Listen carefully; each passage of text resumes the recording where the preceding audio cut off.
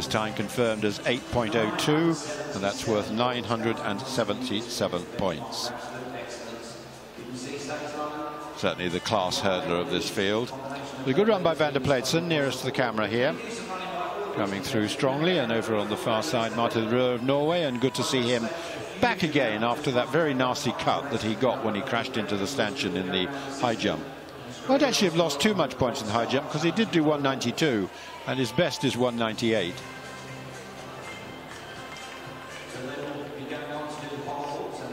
Result of the first race in the heptathlon: Ilya Shkoyanov 8.02, Thomas Van der Pleitsen 8.29, and Røe, lovely to see, a personal best there, 8.36.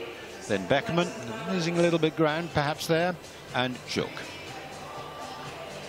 But we'll have the fastest hurdlers, or most of the fastest hurdlers, in the next heat. Interesting to see whether they can run quicker than we just seen from Shkoyanov. Patricia Momona, the former European outdoor champion, takes her first jump. Has improved indoors to 14.44 this year.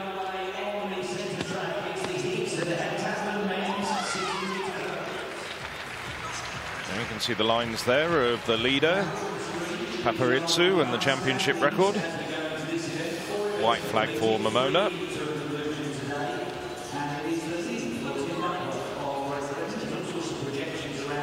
Drifts over to the left-hand side, but still very effective going through the phases. And 14.43 for Momona. Just 1 centimetre shy of her personal best, and she moves into second place behind Paparizou. Now Christina Mäkelä.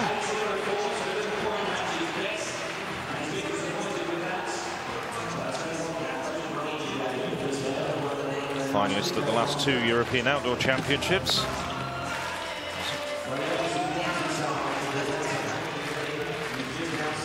Seems to just struggle a bit in the step phase. Good jump, but then doesn't manage to really translate her forward momentum during the step. Quite a bit of space on the board.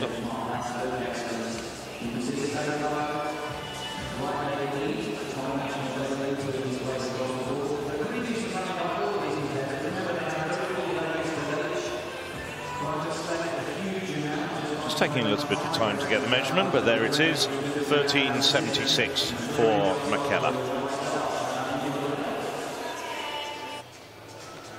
Well, now we're just moving along to the start of the second round. This is Olga Saladuka.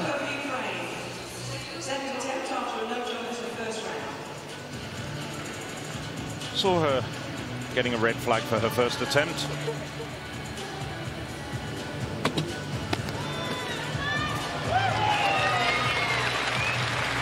Gets a white flag that time, though. A good jump from Saladuka. Very, very close to the line. Out on the right-hand side. But 14.47, so she moves up into second place, just 3 centimetres shy of Paparizou. Well, here's the leader in the heptathlon with the yellow bib on there, Tim Buckworth of Great Britain. And he will be looking for as many points as possible in this event. So here's Urania, just warming up for this event. Whoa, oh dear. Well, I don't think he's hurt himself too much. Let's hope not anyway. Well, there is Urania, so he seems to have recovered from that rather nasty little trip up over his warm-up hurdle just halfway through there.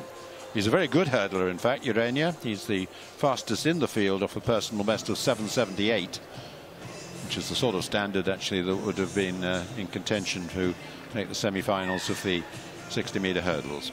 Well, this is a field that's now down to 5. We've heard that Romain of France has had to withdraw. But Samuelsson really excelling. He I've commented yesterday several times on the fact that he really loves to perform at major championships and comes through to do very well. And he is lying in second place to Duckworth. So Duckworth 3.533 points, Samuelsson 3.475. Duckworth is a good pole vaulter, but then so are many of the others. He's not very good at the 1,000 metres, which will conclude proceedings.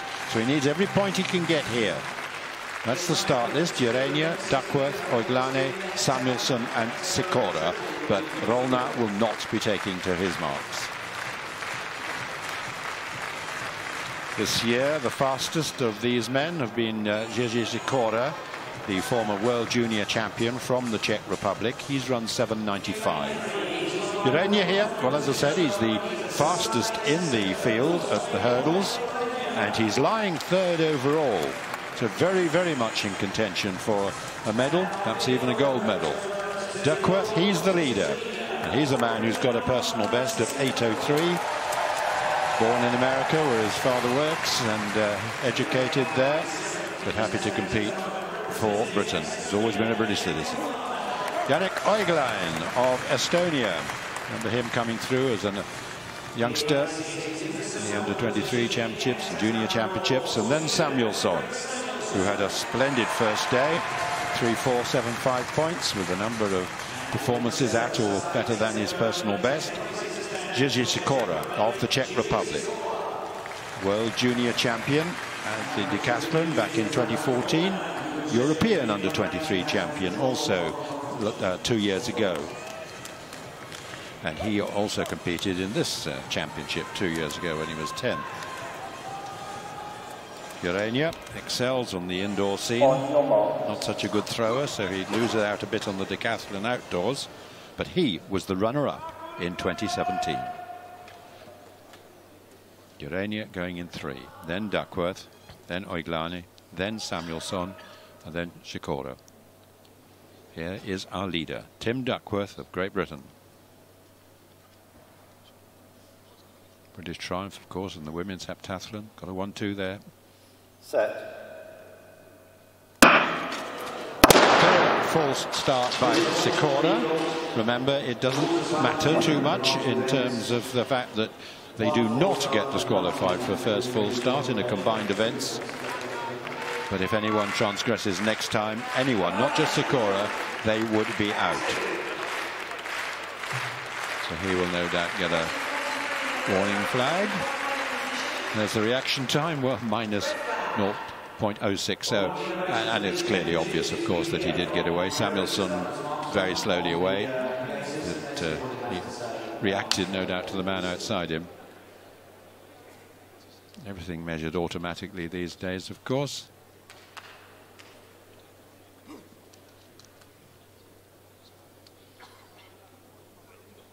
.3'6" hurdles. Full start for lane 7, as this is the first full start of this heat, and we have combined events. The next full start means automatically disqualification. Very well, explained to the crowd. Decent sprinkling around the arena, not full, of course, for a morning session. And we will certainly expect it to be absolutely full when it comes to this evening.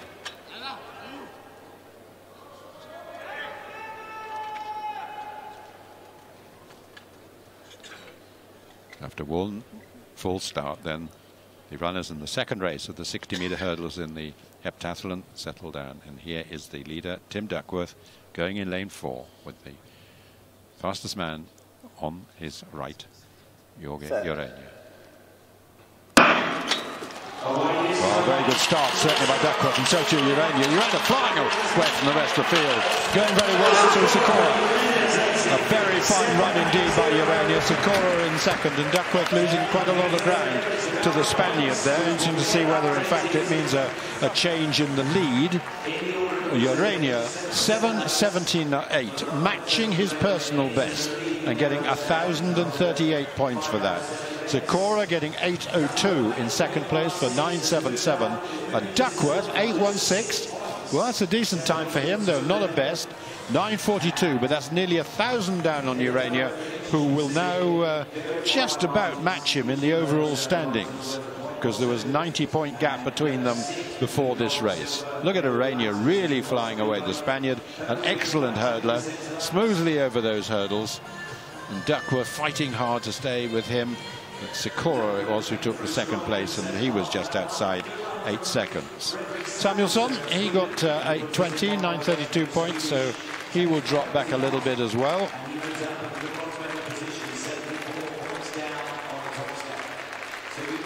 But Urania, who's actually not quite such a good pole vaulter as some of the others, but very good on the 1,000 meters. This really is going to be a fascinating competition when we come to our next two events. The pole vault to conclude this session, and then the 1,000 meters later on this evening. And of course there's very different strengths between the different athletes here. A lot of very good pole vaulters to come. Usually most of the multi-eventers are pretty good at the hurdles, because it does combine the technical discipline together with a lot of speed, just snipping each of those hurdles, but not really being troubled by that. Certainly not totally fluent, but to be rewarded with a personal best, well, he must be very pleased with his morning's work. As a result, Jorge Urania 7:78, then Sikora 8:02, Duckworth 8:16, followed by Oiglane and Samuelsson. So we've just got 2 events to go in the heptathlon, pole vault and 1,000 meters, and we can take a check on the standings after 5 events. Urania has now moved 6 points ahead of Duckworth.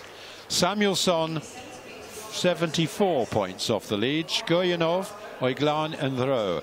Look out for Shkoyanov as well, because he's a brilliant pole vaulter and might well move up into medal contention. Van der Pleitsen, he also a great pole vaulter, but he's probably got a bit too much to do, despite the fact that he is the European leader at the event this year.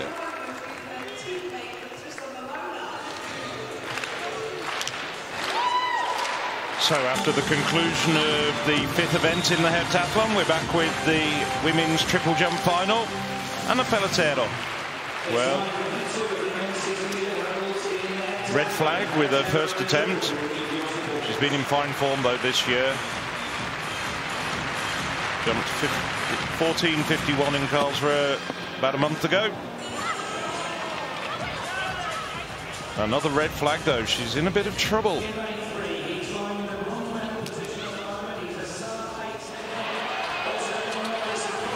This is Krasutska. Quite modest 13:66 with her first attempt.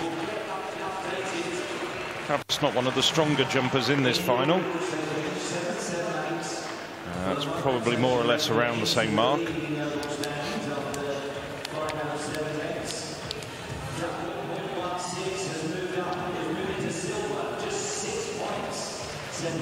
Rather shy of 14 meters. Krasutska has a best of 14:01. Yes, slight improvement though. 13:73. So 7 centimeter improvement on her first round. 2 Ukrainians in this field. So Christina Makela at 13:76 in the first round.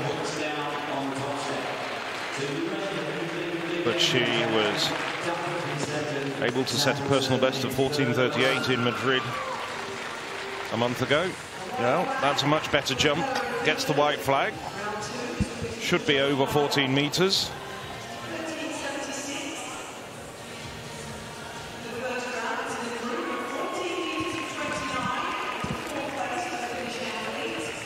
This puts everything together nicely.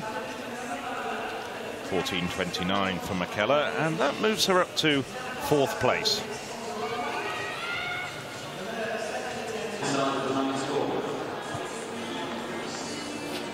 Well, Susanna Costa, well, we saw her have a foul in the first round. She got a personal best of 14:28 in qualifying. So she's come here in good form. I think I mentioned earlier that she's very consistent at making the finals, but has yet to get a major championship medal. Quick on the run-up. Ooh, good rangy jump there. Put the phases together very nicely. I think that could well be around her personal best, if not better.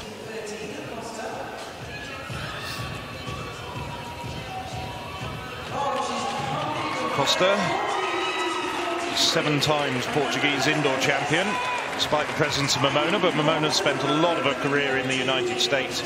She was at Clemson University. Well, 14.43. That's a big personal best for her. Adds 15 centimeters to what she did in qualifying.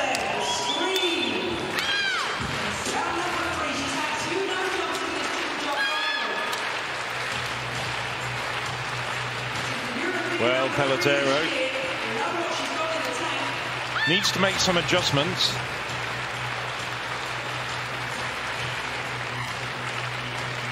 Two red flags so far.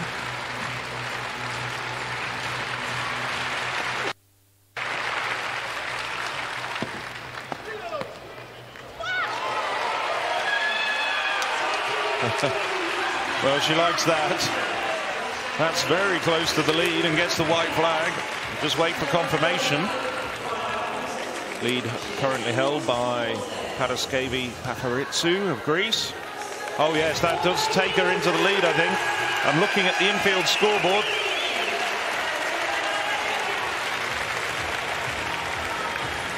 Confirmation on the screen of 14.56.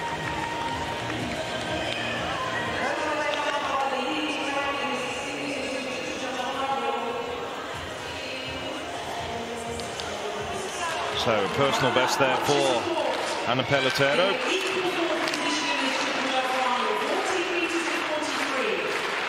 Well, Patricia Momona has seen her pushed out of the medals. Now in 4th place. That's a red flag, I'm sure. Well over the board there.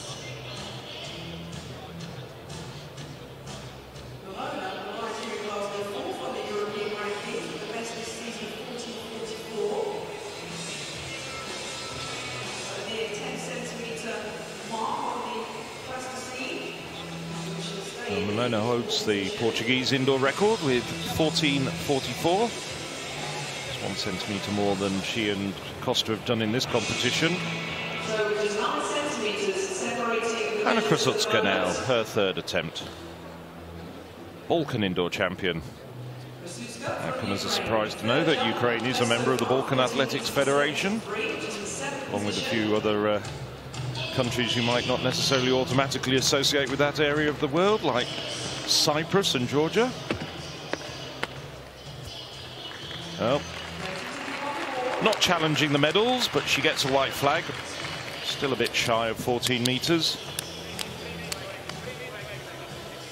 23 years of age now, Krasutska.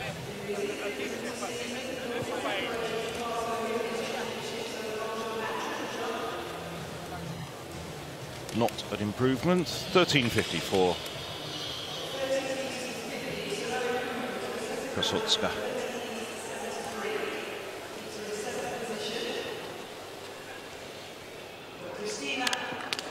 We're moving along quickly now. Christina Mäkelä. Well, we saw her jump 14.29 in the preceding round. Lying down in 6th place at the moment.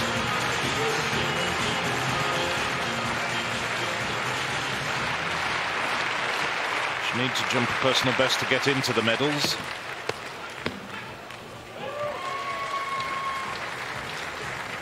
Well, white flag, that's a good jump. Quite close to her personal best of 14.38. She got back on the 8th of February in Madrid. A good quality women's triple jump competition there. Well, 14.12, just a bit shy of her personal best. So she stays in 6th place. Yeah, she had 18 centimeters to spare on the board, didn't she? Which is the big difference there. Now, Susanna Costa comes to personal best of 14.43 in the last round. Already had a personal best in qualifying as well, so she's come here in fine form.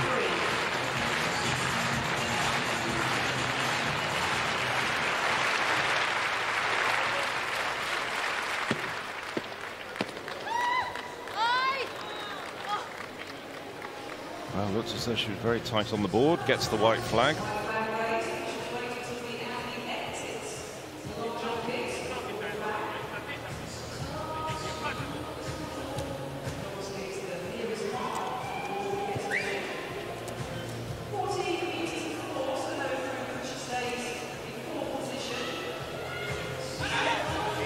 Well, 14:04.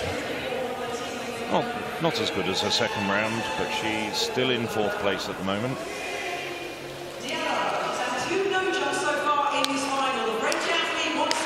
Now completing the 3rd round, the former World Under-20 champion, Ruchi Diallo. Another US-educated athlete, the French one. 2 fouls at the moment. Well, a little bit shy of 14 meters, but she finally gets a valid mark.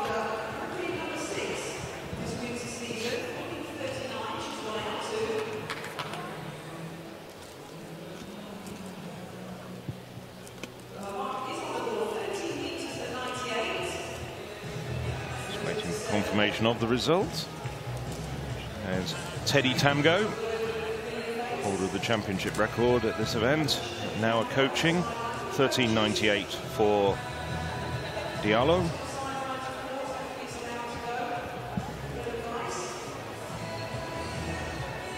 So at the halfway point in the women's triple jump, Ana Pelotero, 14:58, a personal best for the Spaniard. She's got 1st place by 6 centimeters from Paraskevi Paparizou, the European outdoor champion, with the veteran, I think I can say that, Olka Saladucha, in bronze medal position with 14:47 at the moment. Well, so I just think it's good to see a very high standard, in fact, with 5 women over 14:40. And 3 indoor personal bests out of the first 4 athletes at the moment. So athletes jumping very, very well indeed. So now the positions are reversed, and Hanna Krasutska, finishing 8th after the first 3 rounds, will start the 4th round.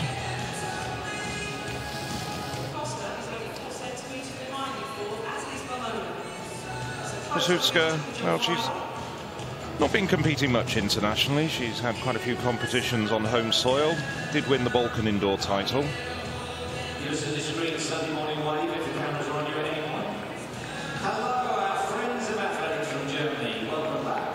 Didn't get out of the qualifiers in European Athletics Championships in Berlin last summer, so this is really her first major senior final. Her ambitions are really focused on getting over the 14-meter line and improving her personal best. Well, just check on that. I think that was a red flag. Yes. So foul for Krasutska. She's got 2 more attempts though. Lying in 8th place at the moment, bringing up the rear in this final.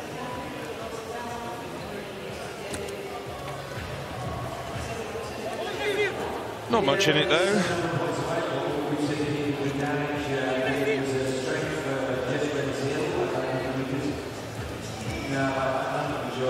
Nice long shot there of the triple jump. You see Ruchi Diallo at the far end, French one.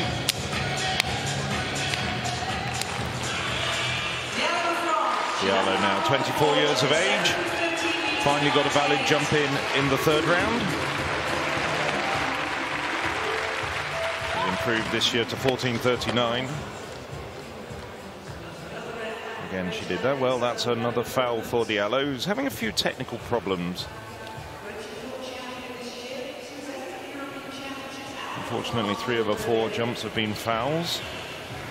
She might have come here thinking that she had a chance of a medal, but she's going to have to get it right as far as striking the board. Triple jumpers very much got the stage to themselves, haven't they, at the moment, because there's no other event on for, well, quite a while yet. We get the next on the track will be the 60-meter hurdles for men just after 11 o'clock, and then we've got 2 field event finals later, but 11:30 and 12:20 for those two. So they really do have every opportunity to enjoy the support of the crowd fixed totally on this one event. Christina Mäkelä now in action, lying in 6th place at the moment, the Finn. No, red flag for her as well. Yes, you're absolutely right, Peter, about the spotlight being on the women triple jumpers, and a good crowd here, not completely full, but a good crowd nevertheless for a morning session at the European Indoor Championships. Yes, there are less events than we've had on the previous mornings. On the other hand, there are, of course, these 3 field event finals, and indeed the heptathletes, of course, that's a final, although they've got their top event, the 1,000 meters, to come.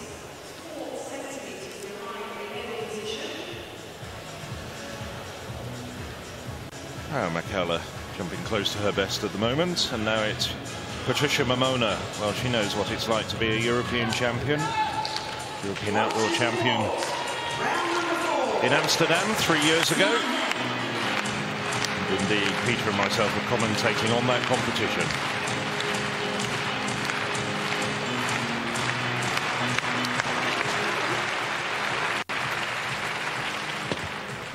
Quick into the board.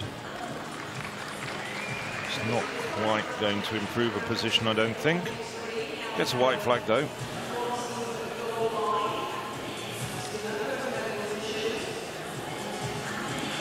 In addition to that European gold, she also got a European outdoor silver back in 2012. Made the final in Rio at the Olympics. Finished in 6th place there in Brazil. Well, 14:29. Nevertheless, some decent jumping from Mamona. And by virtue of having a better second jump, that moves her up into 4th place. Just leapfrogging this woman, her compatriot, Susanna Costa. Costa, big personal best in the second round of 14:43, adding 15 centimetres onto her best.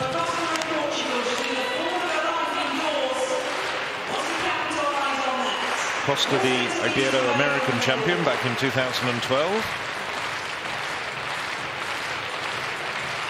Made the World Championship final as well 2 years ago.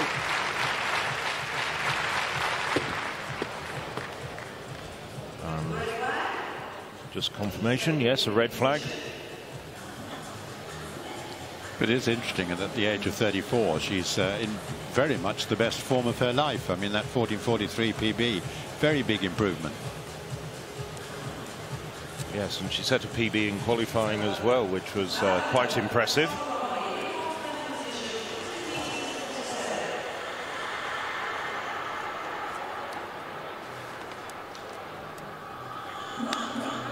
Now we get to the 3 women who are currently lying in the medal positions. Olga Saladuka, now 35 years of age, the oldest woman in the final.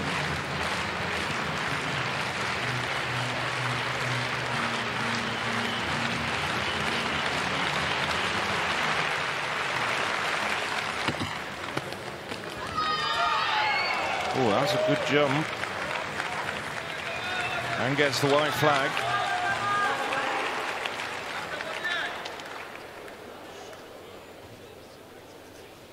You can see the superimposed lines.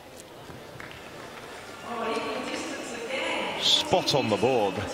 Very nice jump indeed as far as foot placement on the board. Well, equals a second round effort of 14:47. So stays in the bronze medal position.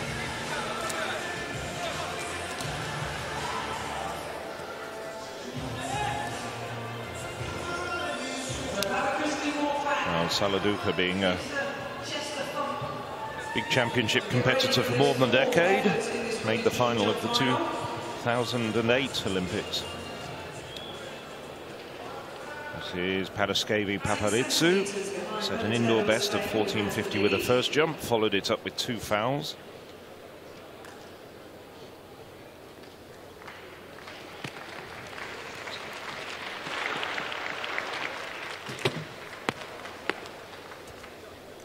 not as good as her first jump, and indeed a red flag.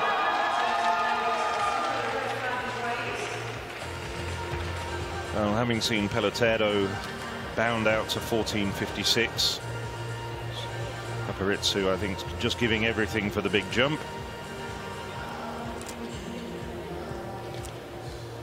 There's a personal best outdoors of 14.73, dating back to 2016.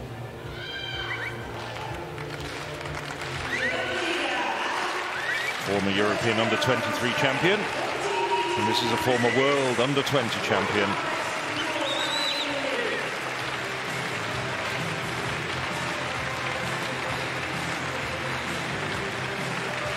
Just a few centimeters shy of the Spanish record by a woman I've seen in the audience, Carlota Castellana, when she won in 2005 on home soil in Madrid. So Pelotero, personal best in this competition of 14.56 with her last effort. What can she do here?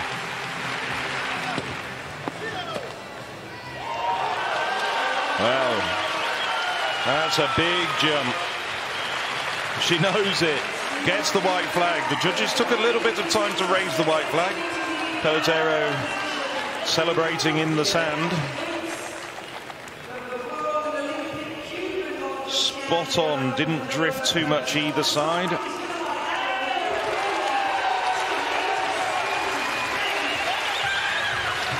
Well, it's a big jump, we're just waiting for confirmation of it. 14.73 for Pelotero. Well, that's a Spanish record and a best mark by a European this year.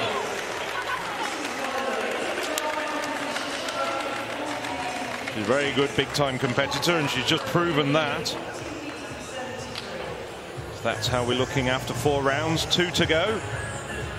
Ana Pelotero stamping her authority on this competition. 2 best jumps that we've seen here this morning.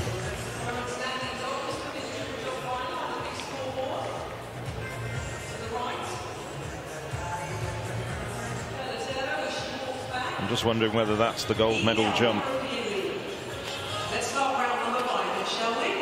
So at the start of the 5th round, it's Hanna Krasutska,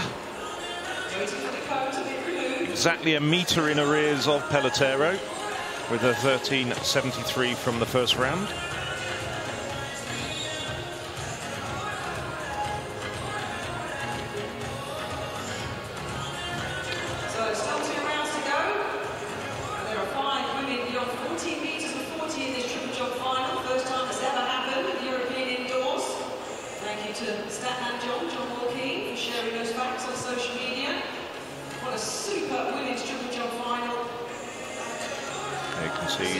Krasutska's series.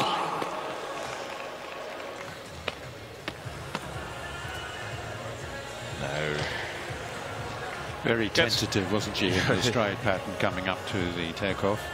Yes, palpable difference between her and the leading jumpers. It's around the 13.5 metre mark. So she's not going to move up. 13.35. Nevertheless, this has been good experience. Her first major championship final as a senior.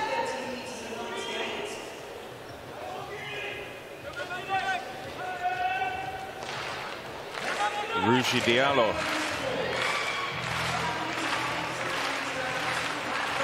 Only 1 valid jump out of her 4. That 13.98 in the 3rd round.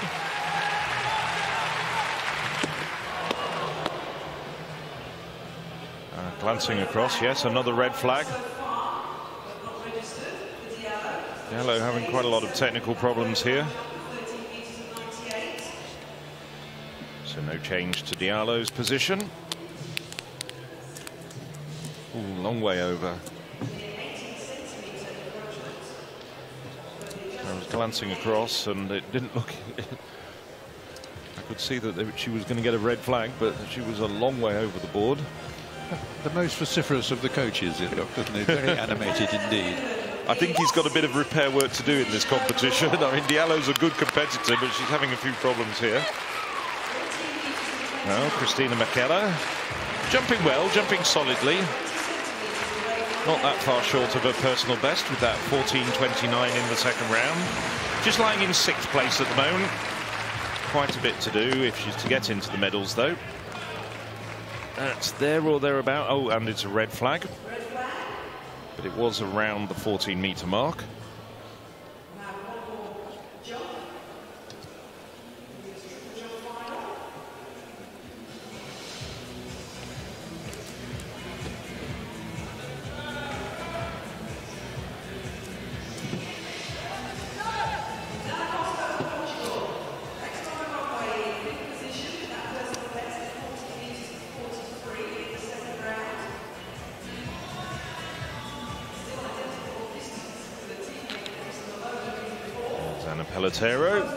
Just psyching herself up.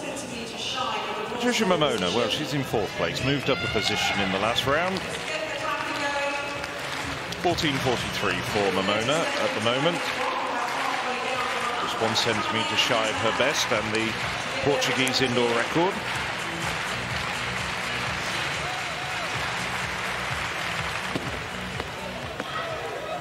Well, put the phases together quite nicely there. Gets the white flag. There's not much expression of emotion on her face. It's a pretty decent jump.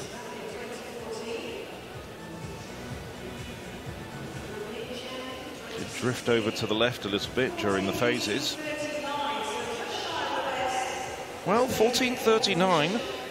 Indeed, it was a good jump. Just 4 centimetres short of her best. Yes, and as you said, she moved into 4th place because she got the same distance as best as Costa. But that now is the 2nd best jump, of course, and she's got a better 2nd best than Costa. So if Costa were to move up, she's got to at least do better than the 14.39. Of course, she'd like to go back better than 14.47, which is the current bronze medal slot. As Peter commented earlier, at 34 years of age, really enjoying the latter stages of her career.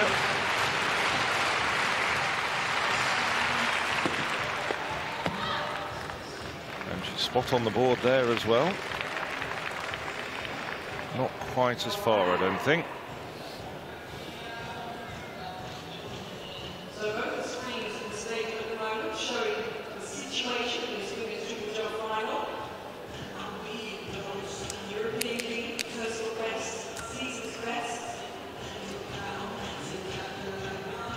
Good jump at the end of the 3 phases. A lot of distance with that 3rd stage. Well, 14.21. So stays down in 5th place at the moment. Same distance as her compatriot Momona, but Momona a better 2nd effort. So the 3 women who are currently in the medal positions are coming up. 3rd place at the moment, Olga Saladuka.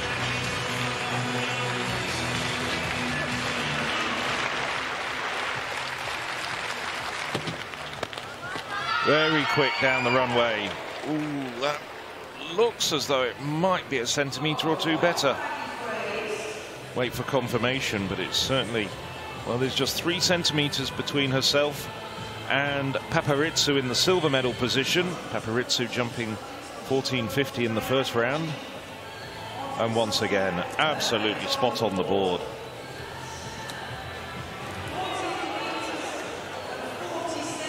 .14.47. She's jumped that distance 3 times out of her 5 efforts. Extraordinary consistency. It's good to see her back in top form, or at least not quite as good as she was perhaps 5 or 6 years ago, but nonetheless the best form she's shown for a few years now. Yes, I did read that she's had injury problems and did have some domestic upheavals, moving the whole family from Donetsk to Kiev a year or 2 ago. So now the silver medalist, Paparizou Paparizou. Only 1 valid jump, but it's good enough to have her in 2nd place at the moment at 14.50.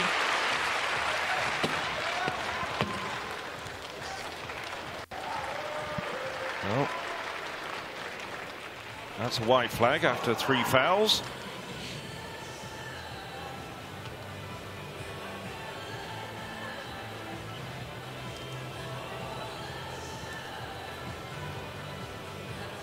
Lots of height in the jump.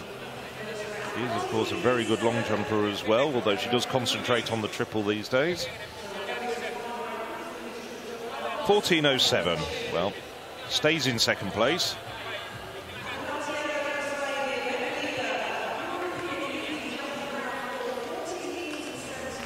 Well, Anna Perlotero produced that massive 14.73 in the last round. European leading mark, Spanish record.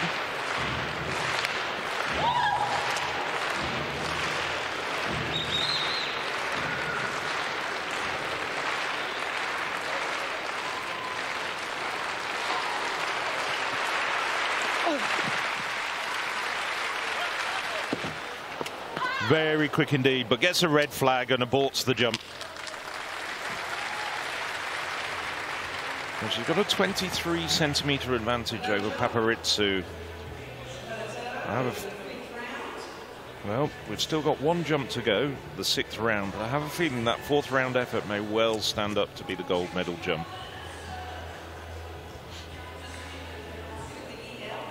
It's confirmation of the standings after 5 rounds. One jump for all 8 competitors still to come.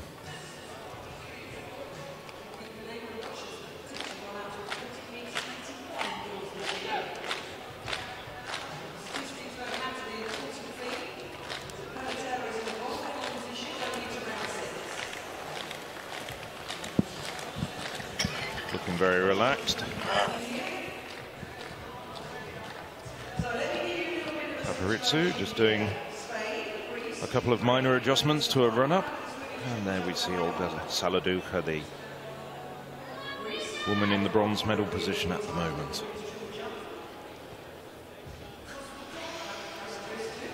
Saladucha, the 2013 European indoor champion. So from one Ukraine jumper to another. 12 years her junior, Hanna Krasutska.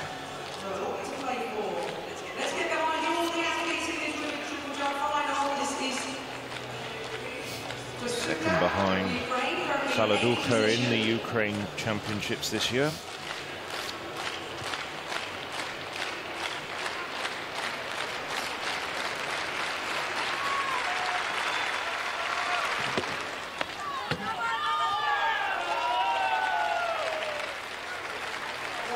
Well, finishes with a valid jump, but I don't think it's any improvement.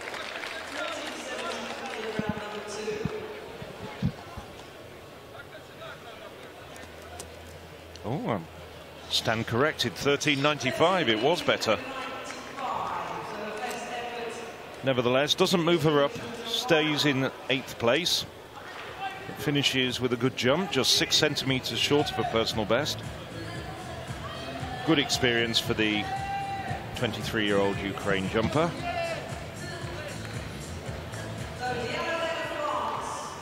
Ruji Diallo, just one valid jump, that 3rd round, 13.98.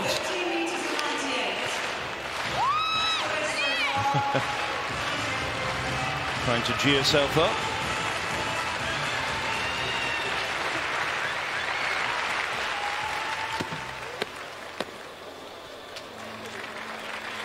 Well, gets another valid jump in.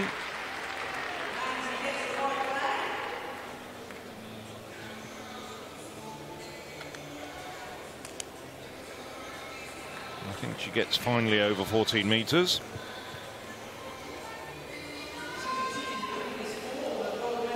Slightly disappointing competition from Diallo, who has been in good form earlier this winter. 14.18. I mean, she's jumping quite well, as you say, this winter, but I think we could probably say she hasn't quite fulfilled the very youthful promise she showed when she was World Junior Champion at 2014, because she really did look a very exciting talent. Absolutely. I mean, I was fortunate enough to be in Eugene at those championships, and you had a thought that she was going to be possibly very quickly getting over 14.50, 14.60, 70 and so on. Hasn't quite happened, but she still has time on her side. As we look at Christina McKellar. A solid competition, 14.29. Gets a red flag. So she finishes off her competition with 3 fouls and stays in 6th place with that second round, 14.29.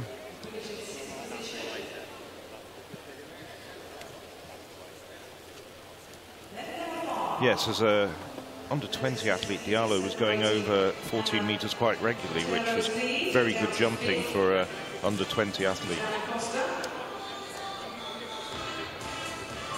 And here's a woman who's blooming late in her career, Susanna Costa.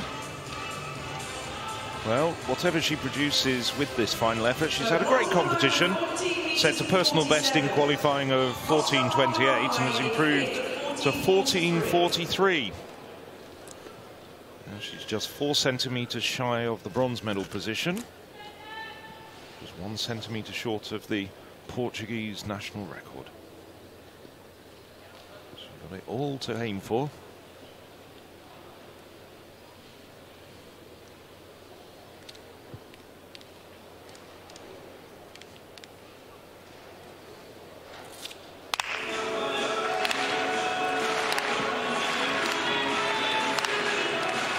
Geeing up the crowd.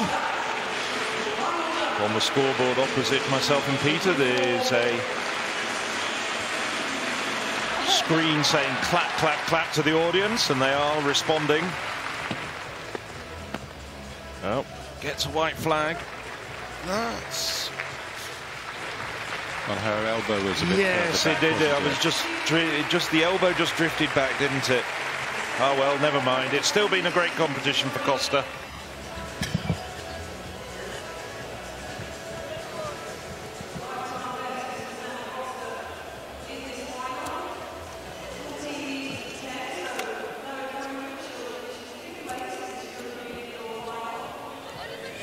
Well, another jump over 14 meters, 14.10.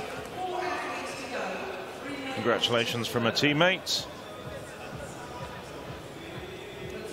So I think she can feel herself very pleased with herself.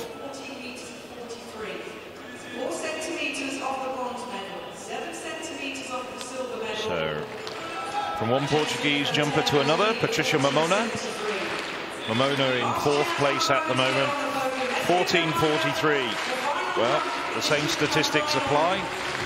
She's 4 centimeters short of the bronze medal position at the moment, and just 1 centimeter short of her own Portuguese indoor record.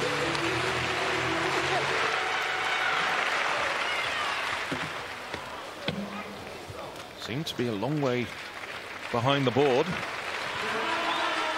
White flag though. Yes, a weaker step phase there in that particular jump, and so no improvement. But a good consistent series.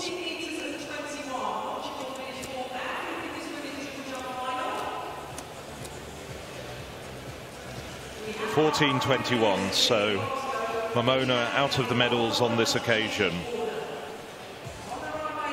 So we now know who the 3 medalists are going to be. One final jump for each of them. Olga Saladuka. Well, she's rattled off 3 jumps at 14.47. Silver at the moment held by Paraskevi Paparizou at 14.50. Saladuka actually has an indoor best of 14.88. That goes back to 2013 though.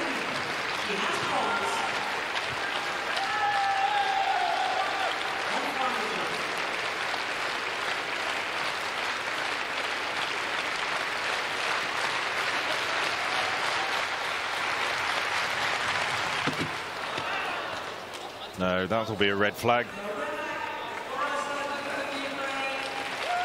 Nevertheless, a very pleasing return to the podium for Olga Saladuka, popular figure around the international athletics circuit.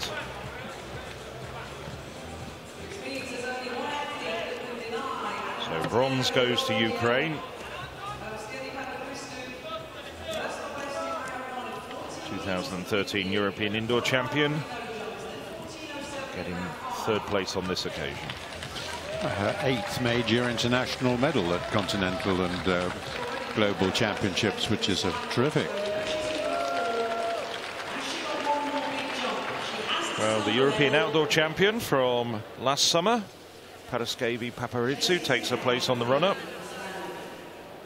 Paparizou jumped an indoor best at 14.50.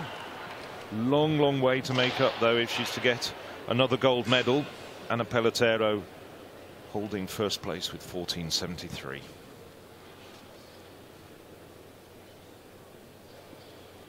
Here we go then, Glasgow. Her last chance to upgrade from silver. Paparizou, 29 years of age.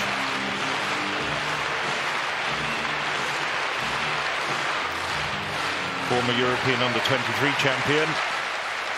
Got a senior title last summer.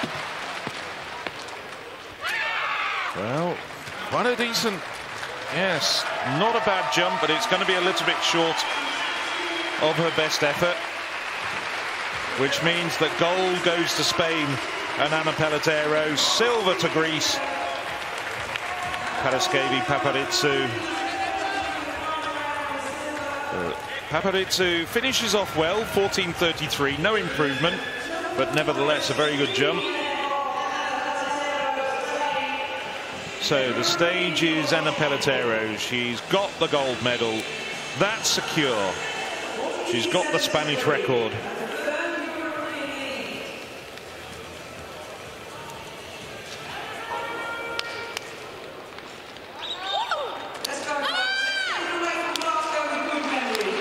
Getting Glasgow behind her.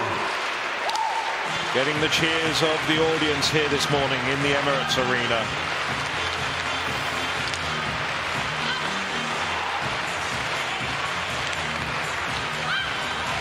Now 14.73 is also going to have been taken notice of by the likes of Yulimar Rojas and Catherine Ibargüen.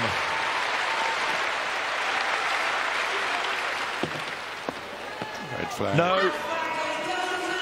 Nevertheless, she gave it everything, and that 14.73 in the fourth round does enough to get her the gold. Well, does more than enough. It's a great performance.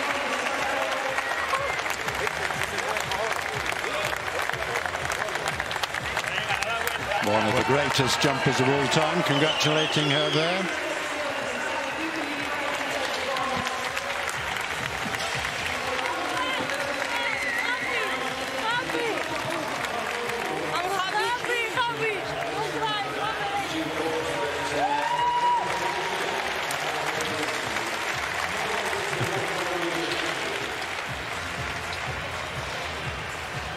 There's all three medalists taking a well-deserved lap of honour. Just saw there Anna Pelletero's coach, Ivan Pedrosa, the Cuban, decked out in Portuguese gear because he's also coaching Nelson Abora.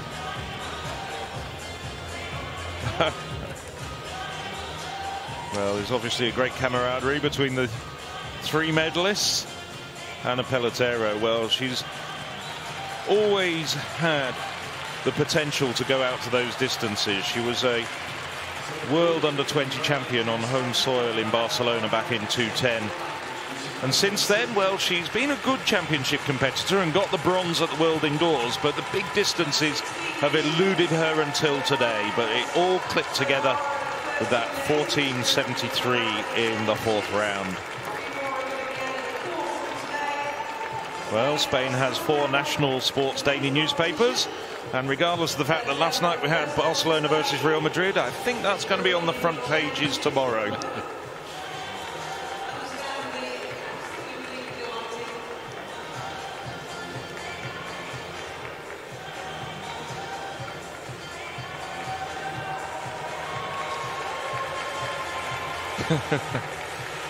Draped in the Spanish national flag. Well, Spain has already got a few medals from these championships. Oscar Husillas getting the silver last night in the 400 metres behind the resplendent Karsten Boholm. But it's gold for Spain here. Oh yes, we get a little bit of the usual bullfighting action as well.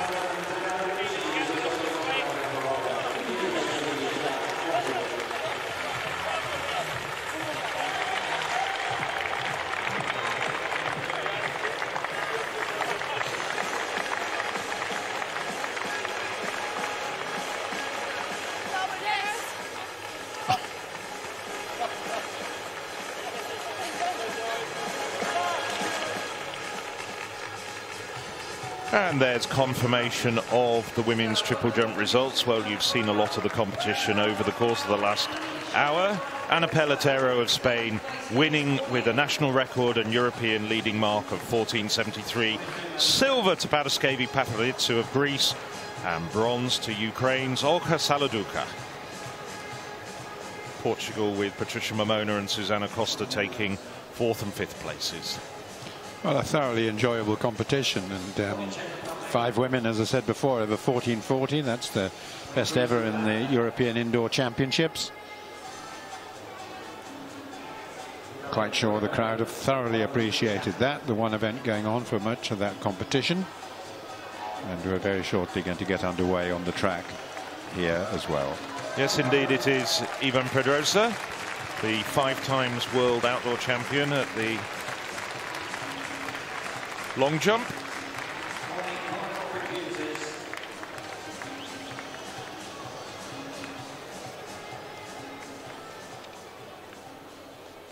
So now just a few minutes to wait before the semi-finals of the men's 60 meters hurdles. Championship record held by Colin Jackson when he became the oldest ever European indoor champion in 1994 at 7:39. There's the lineup, and to pick out in particular the man in lane 6, Pascal Martineau-Lagarde, reigning outdoor champion. Lane number 1, Swedish national champion Anton Levin. Now 26 years of age, the Swede. 18 years of age, the new emerging Spaniard, Enrique Lopez. World Junior Championship finalist last summer. Konstantinos Douvalidis, the Greek national record holder.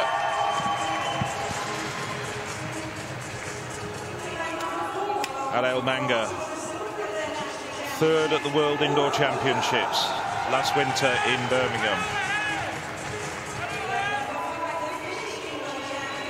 Making a big improvement this year, 9 times national champion, Finland's Elmo Laka. He's run 7:45 at best, one of Europe's best ever indoor runners. European outdoor champion in the 110 meters hurdles, Pascal Martineau-Lagarde.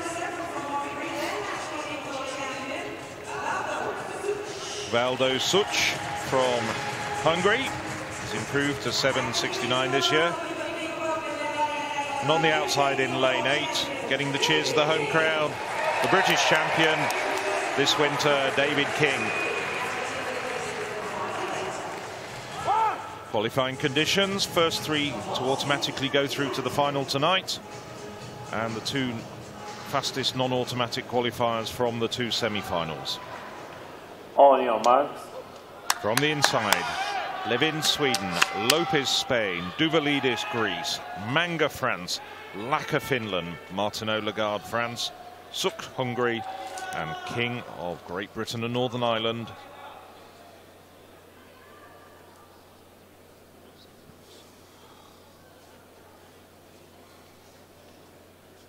Favourite has to be Martineau-Lagarde in lane 6.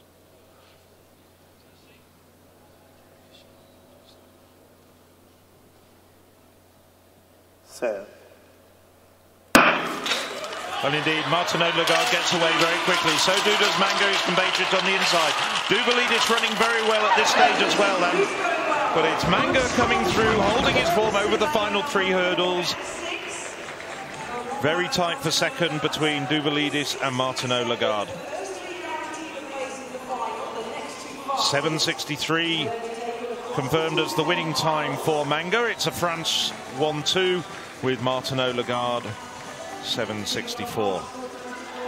Douvalidis gets the 3rd automatic qualifying spot at 7:66. He's happier than the 2 Frenchmen, I think. Congratulations between Martineau-Lagarde and Douvalidis.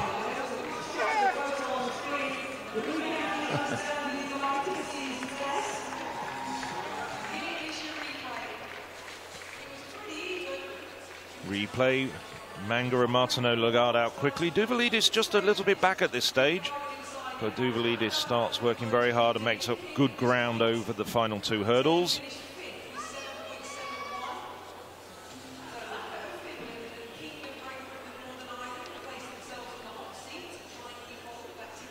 Manga having a good championships, ran very well in the heats.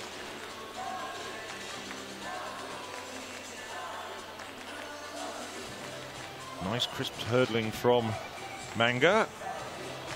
Very tight finish.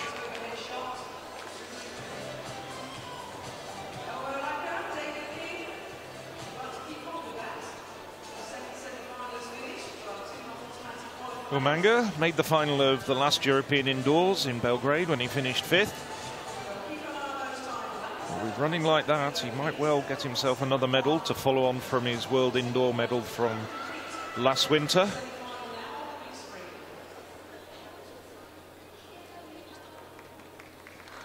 Here's the spotlight on Pascal Martineau Lagarde, second fastest European this year, having run 7:52 in France 3 weeks ago.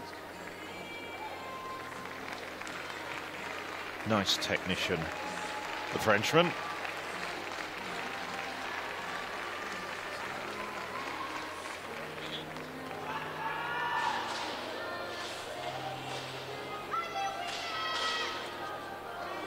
Confirmation of the results. Manga winning in 7:63, followed home by Martineau Lagarde and Duvalidis. That's the 1, 2, 3. Elmo Lacker 7:70, David King 7:71. They'll be keeping an eye on what happens in the second semi-final to see if they go through as fastest non-automatic qualifiers.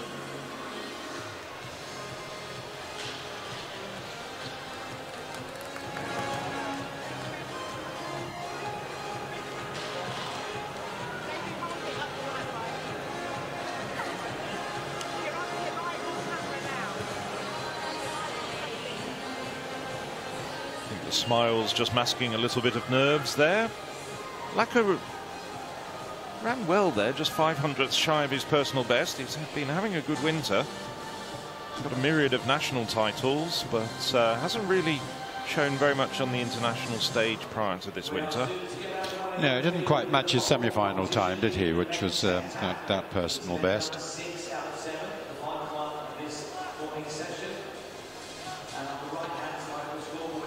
Right, filling up a little.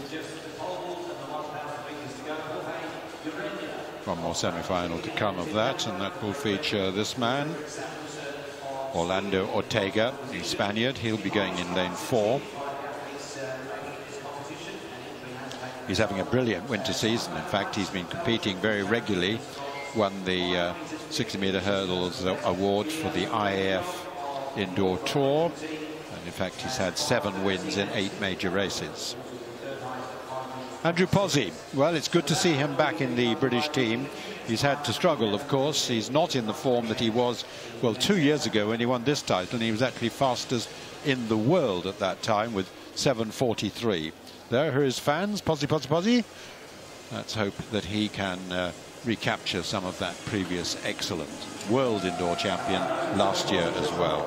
In fact, there are the first, second and sixth from the 2017 championships in this lineup, and they're joined also by Wilhelm Bellossian, the Frenchman, who was the runner-up back in 2015, an outstanding youngster, and good to see him coming back to something like his best form as well this season.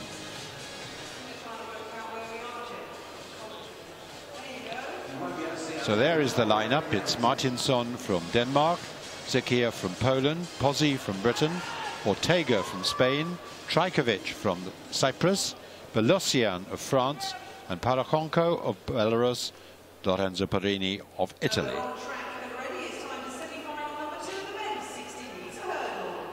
So here's the man on the inside, Andreas Martinsson. No less than 16 Danish titles over the hurdles to his credit, indoors and out.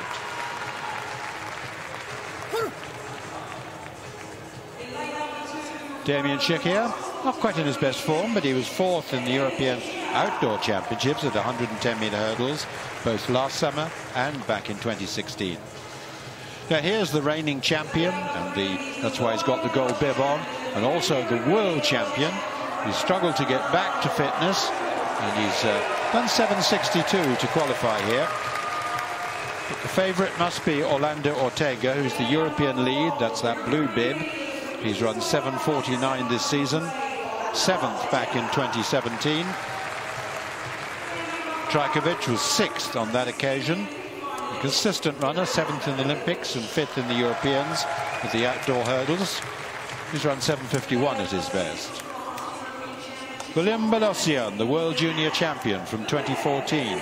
Also European bronze medalist from 2016 and a medalist back at these championships in 2015. Vitaly Parakhonko from Belarus, their national champion the last 2 years at these 60-meter indoor hurdles. And Lorenzo Perini, the Italian champion, also excelled at the Mediterranean Games outdoors last year when he smashed his personal best for the 110-meter hurdles. First 3 to go through. We've seen the first 3 from the first heat with the 2 Frenchmen. This could be quicker on the sort of form that they've shown this year.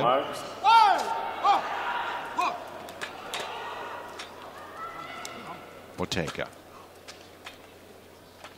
7:49 this year, all-time best of 7:45. Pozzi even quicker on his all-time best with a 7:43.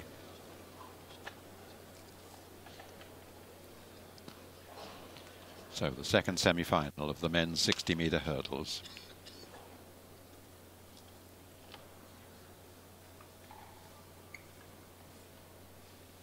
Martinson, Zikier, Pozzi here, Ortega, Trajkovic, Belosian, Parakhonko, Perini.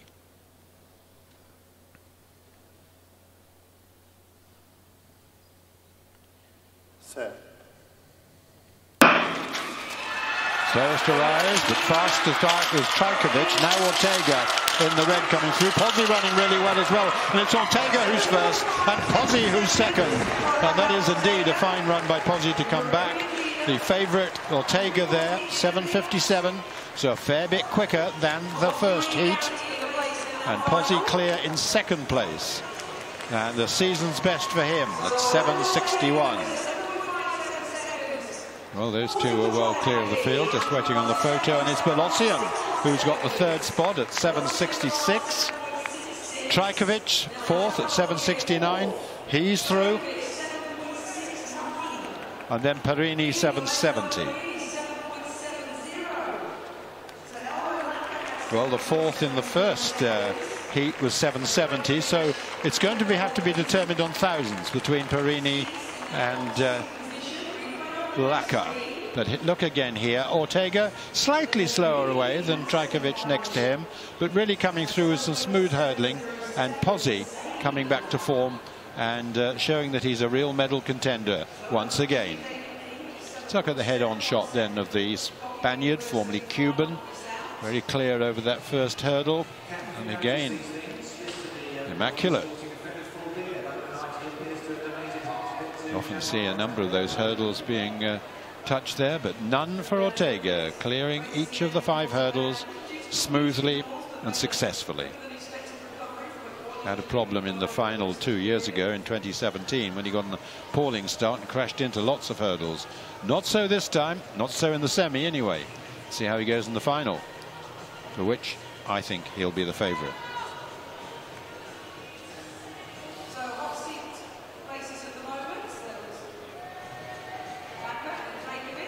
Excellent start there by the Cypriot Trajkovic. Really well clear at Belosian. I mean, he hit that hurdle pretty hard though, and that probably cost him a little bit. Belosian still probably behind, but he's hitting hurdles, but he's also coming through quite strongly, and he was destined to get the third spot, but well behind Ortega and Pozzi. Pozzi looked good.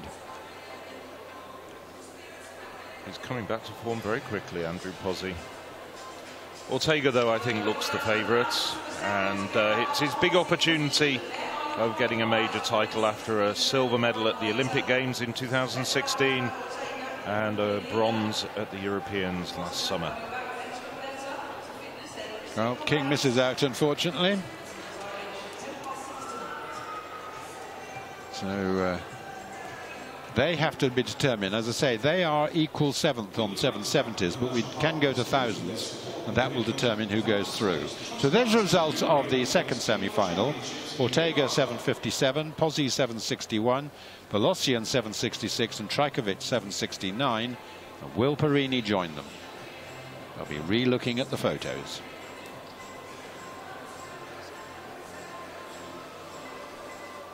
So let's see how we've got it. Well, it's gone to Lacquer, in fact. So Lacquer must have been quicker on the thousands.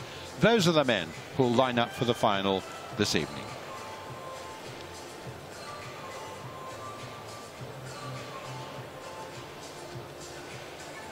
And just to give you a time check, the men's 60 metres hurdles final is scheduled for 6:10 here in Glasgow. That's 19:10 Central European time if you're listening to us elsewhere in Europe.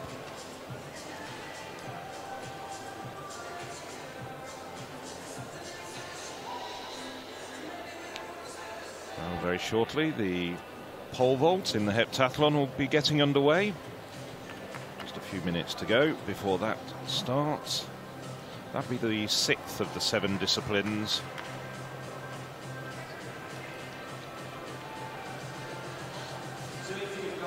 So let's take a recap on the heptathlon. After 5 events, Jorge Urania with some splendid hurdling moved into the lead, 4.481, but only 6 ahead of Tim Duckworth. Fredrik Samuelsson continuing his run in 3rd place. Skujanov very much in contention for a medal if he can match his usual pole vaulting form. Does rather look to be between those first 4 for the medals at the moment. It would make something special by the likes of Van der Pleitsen, who's a very, very good pole vaulter, if he is to challenge that. We just have to keep reminding ourselves that Duckworth, who's been going so well, has a couple of weak events. He was weak yesterday in the shot, and he's very weak compared to the rest of the field in the 1,000 metres as well. So there's the start list for this pole vault. Tim Duckworth first to go, Rö, Juk, Zikora, Beckman, followed by Skujanov, Urania, Oglani, Van der Pleitsen, Samuelsson.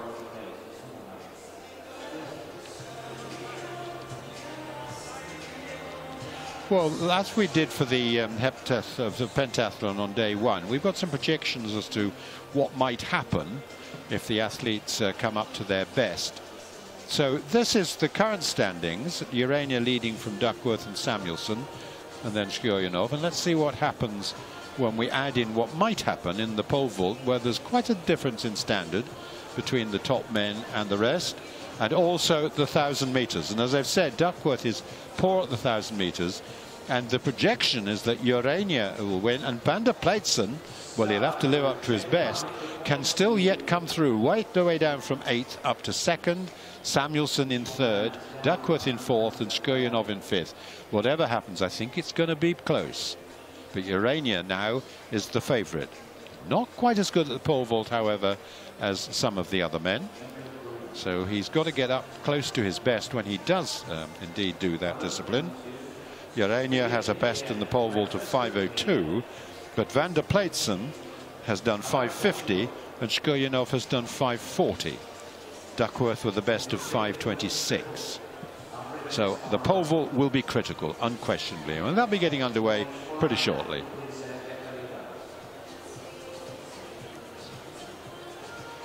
Well, if there is an omen, it was yesterday, or rather on the first day, when I saw the projections for the pentathlon after 4 events, and they had Niamh Emerson going from 2nd to 4th, but Emerson rose to the challenge and came through and hung on to 2nd place. She did, with a very fine and gutsy 800 metres, and of course she excelled and probably beaten her best more than any of the other athletes, as you might expect from a youngster perhaps. Next event on the track, Phil, is the women's 60-metre hurdles. Like the men, there are 2 semis. Indeed, the women just getting ready. There we see Nuruleta Naziri, the very good co-holder of the Finnish record. Oh, there's Rebecca Herska, also the co-holder of the Finnish record. Meanwhile, the pole vault is getting underway. It'll be quite a while before some of the athletes come in, because the bar is at 4.40, and this is the attempt by Gigi Zikora, the former world junior champion.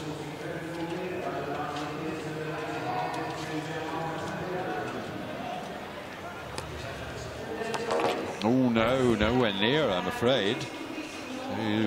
He's coming in very early, and this doesn't augur well for the young Czech. It looks as if he's damaged himself.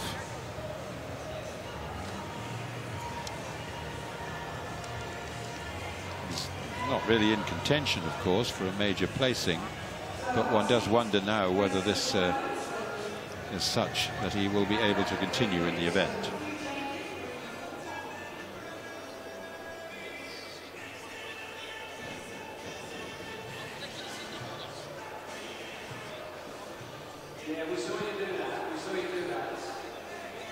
Some of the other decathletes just waiting. There's Samuelsson standing on the track there.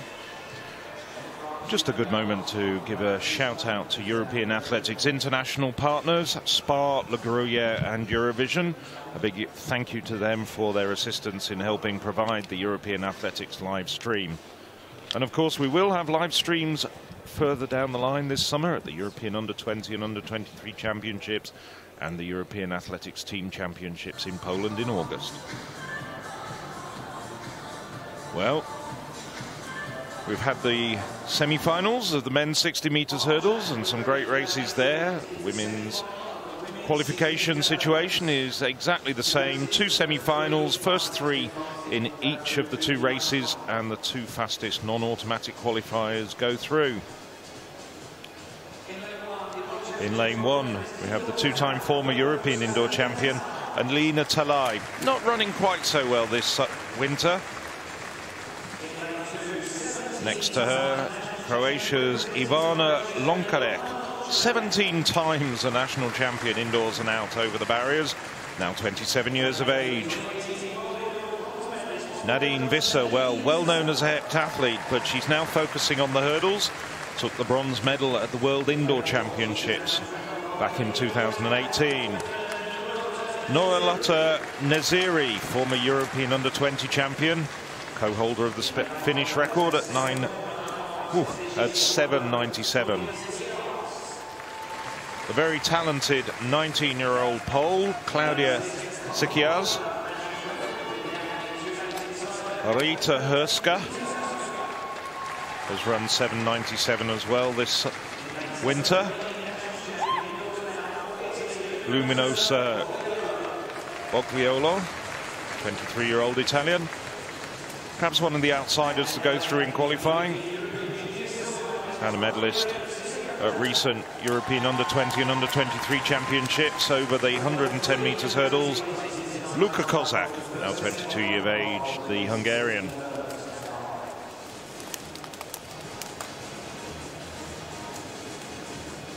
There's the lineup on the left-hand side of your screen.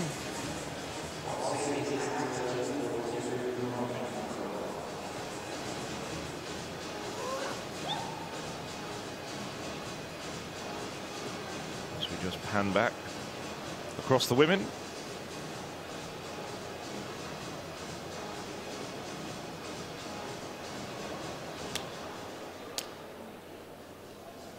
Sikiaz and Visa. Lanes 3 and 5, perhaps the 2 athletes to look out for, but the complete field.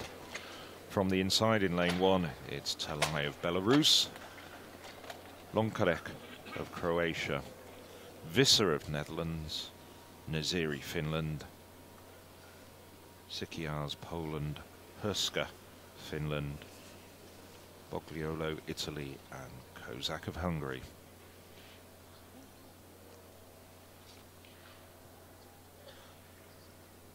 Set. And Visser away very quickly, very tidy hurdling over the first 3 barriers. Visser's away, Neziri closing down. On the outside, Kozak having a very good run. Kozak coming through late over the final 2 barriers, but running very strongly there.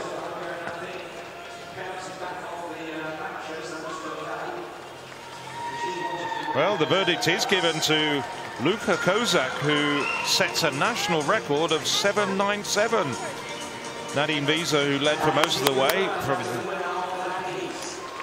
also under 8 seconds, 7:99, and Neziri gets up to take the 3rd automatic qualifying place at 8:04. Rita Herska, 8:07. We'll have to wait and see whether she gets through as a fastest non-automatic qualifier. But out in lane 8, flying run from Luka Kozak. Well, it was a good start by Kozak, but it's Visser at the moment in front. But Kozak really starts to motor off the final hurdle. Fantastic sprinting off that last barrier.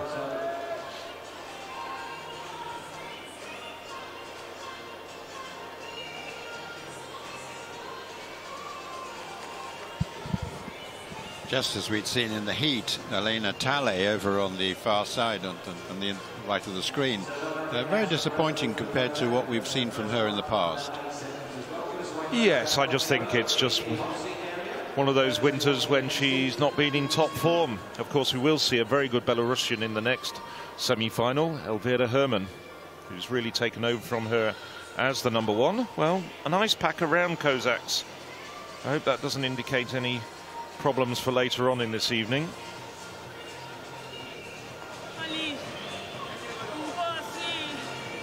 So Rita Herska and Luminosa Bogliolo. You're now familiar with the format. The two women in the non-automatic qualifying positions get to sit down and clutch those tickets to the final. But it's Luka Kozak.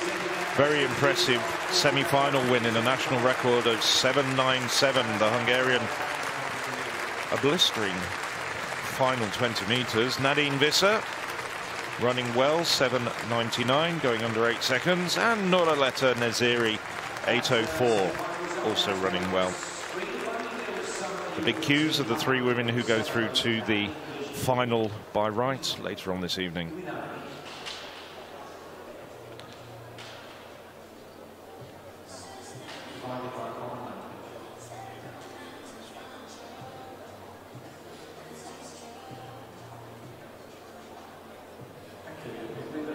Sikora. Well, that's always very sad to see, but we saw him lying on the pole vault bed injured. Gigi Sikora having to go off on the stretcher. Well, let's hope it's nothing too serious for the youngster. So we're down to 10 men left in the pole vault. Congested arena out there. The pole vaulters having to concentrate on their particular event. Next to them, the hurdles. Got one more semi-final to come in the women's. And we'll also be warming up for the long jump, no doubt. Yes, the long jumpers are out there, and that's scheduled to get underway in just over 5 minutes' time.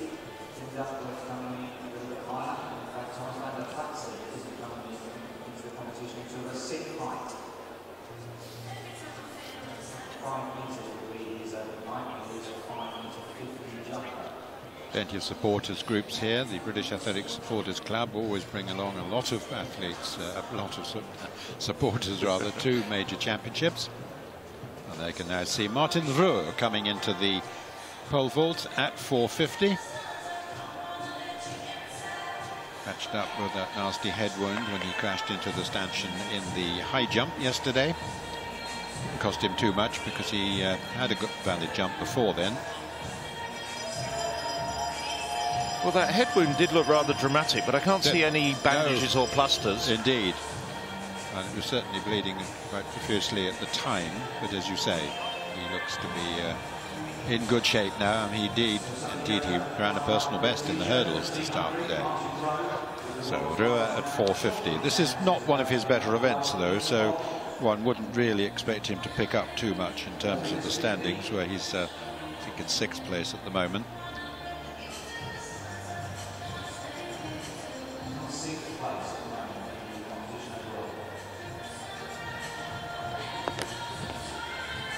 Yes, and well, I mean, most of the athletes, deck athletes, like to come in fairly early in the pole vault because, of course, there is a strong risk if you've got no height, then you get no points, and so it's important to get at least a valid point, and then he can go a lot higher than that.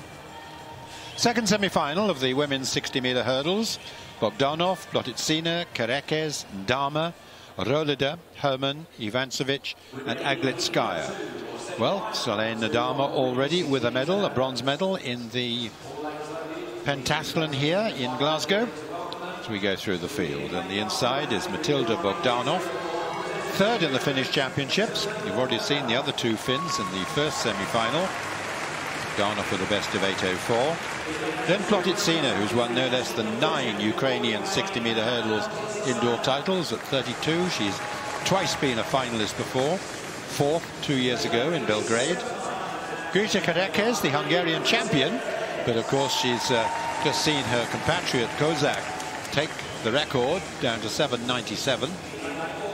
Selene Dama, very top promising hurdler, European junior champion at the hurdles, and fresh from that bronze in the pentathlon. Röder with the gold bib as the former champion, won that in 2017, and of course she was the European champion outdoors in 2016. Elvira Herman in fine form this year, European champion this time, or last year rather I should say, and a former world junior champion from Belarus. Andrea Ivancevic was another who's made a final before. She was 7th back in 2015 and 10 times the Croatian indoor champion. And then Maria Aglitskaya, the Russian champion for the last 2 seasons, competing as the authorized neutral athlete. Well, Röder will be the favorite. Of course, the European leader is in fact Pamela Dutkovic, Röder's compatriot, but the German unable to be fit enough to be here, unfortunately, these championships. But she ran 7.89 and Röder 7.91 this season. Well, they have to wait and see. Some get embarrassed by being in that position. All getting very tense. We'll have to see. I remember their times. But, we've got to look out for to see what the 4th and 5th do in this race. They ran 8.07 and 8.11. Cindy Röder, the favourite for this race, in lane 5.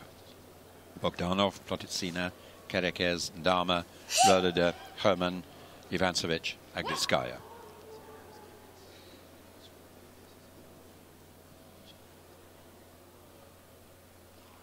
Set. Where they go, good start by Röder, so too Ivancevic, the Croatian, going really well. There's not much to choose between the far side. Well, I think Röder just got it from Herman. Those would be the 2 favourites, and I think those are the ones who've got through safely in the first 2, but it was pretty close. And the time not so special, not as quick as Kozak. Well, it's going to be an interesting final.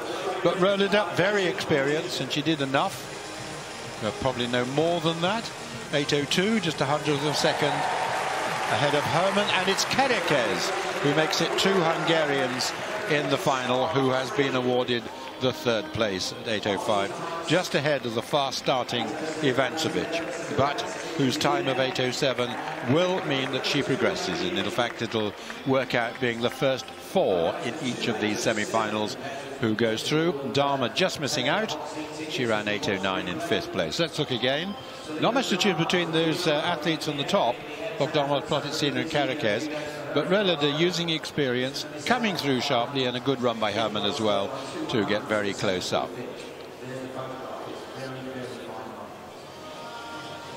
Karekes taking that vital 3rd place. Not the best of starts by Herman. Indeed not. I mean, she's a fair bit down on Röder with the first hurdle, but just coming through steadily. She was maintaining her form. It's going to be an interesting final. I think it could be very close indeed. Yes, I mean, Kozak was the big surprise in the first semi-final. Visser running very well. Cindy Röder, the winner of semi-final 2 in 8.02 by 100th of a second from Elvira Herman. Greta Karekes running 8.05, and Ivancevic will also advance with her 8.07 time. Similar times then from the 2 semis, but Kozak, the surprise, as you said, got through. Ivancevic goes through. Not sure she actually knows that at the moment. No, she's just looking at the screens there. Querying the times. Because there's really only 100ths of a second in it, of course. But yes, you've been given a ticket. Don't think you'll need to present it when it actually comes to it. They should have a big punching machine and put it in there. So those are the qualifiers. Kozak the fastest with the Hungarian record. Visser under 8 seconds. The favourites, perhaps, before today, Röder and Herman, coming through safely from semi-final 2, and it's 8.07 or more who get through to the final. Now then, 4.50 in the pole vault, we pick up Fredrik Samuelsson. No trouble at all for him. He's a man who's jumped 5 meters in the pole vault. so he's well below his best. Also a good 1,000-meter runner, 2:42.97. So our projections show him coming through to stay in medal contention. Tim Duckworth may lose out if he can't improve his 1,000 meters a lot, but we probably won't see him for a while yet, as we now have another final in this morning session, the men's long jump. Well, we've seen a tremendously exciting women's triple jump, and that was concluded a short while ago. Focus of attention now on the men's horizontal jumps, and it's a long jump. And the first to jump will be Miltiades Tentoglou, the European leader and the European outdoor champion. Still only 20 years of age. Tentoglou has gone out to personal best of 8:23, quite clearly the best European in this field. Next we welcome from Poland, he was 4th at the European indoors 2 years ago, Tomasz Jaszczuk. Tomasz Jaszczuk of Poland, 4th 2 years ago in Belgrade. He's back to contest the medals once again.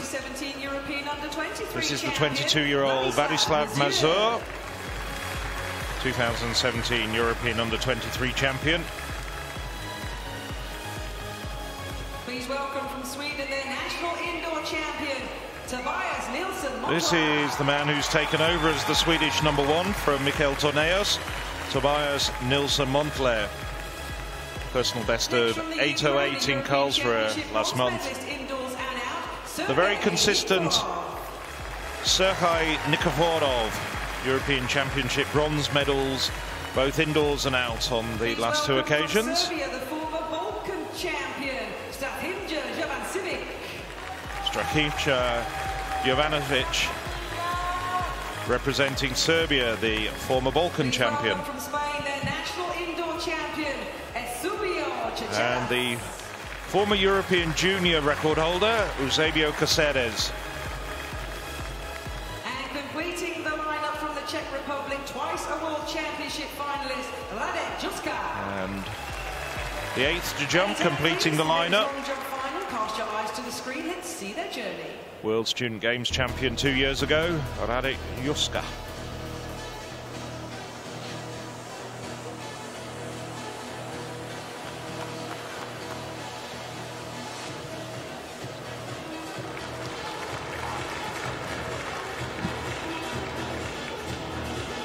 Well, some of the vaulters will have to wait a little while before they come in, but meanwhile the long jumpers ready to go.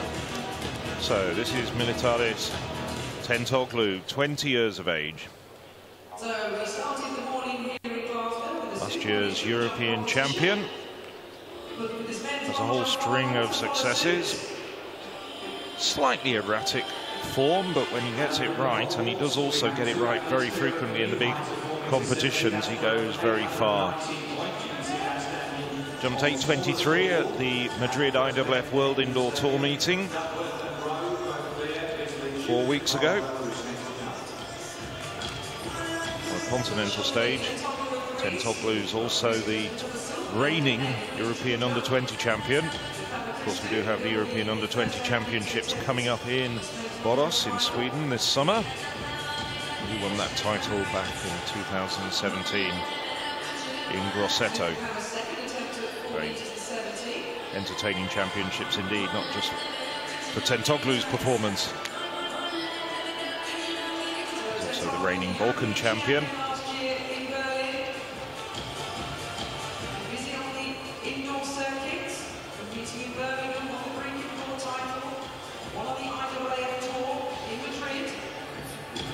Same coach as the women's triple jump silver medalist, Paraskevi Paparizou. Probably see a few shots of him during the course of the competition. Joris Ponashki. And Tentoglou's ready to go.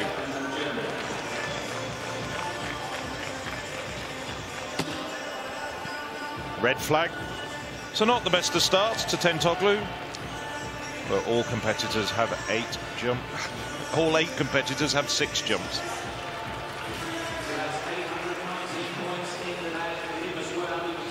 Jorania 4.60 for him in the pole vault. Entering the competition very nicely after his terrific start to the day with his personal best equaling performance in the 60-meter hurdles. Well, we're projecting him to come through to take the title, but he's certainly going to need to be close to his best in the pole vault, which is 5:02.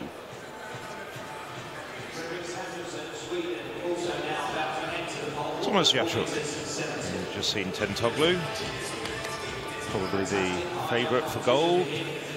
Get a red flag with his first attempt.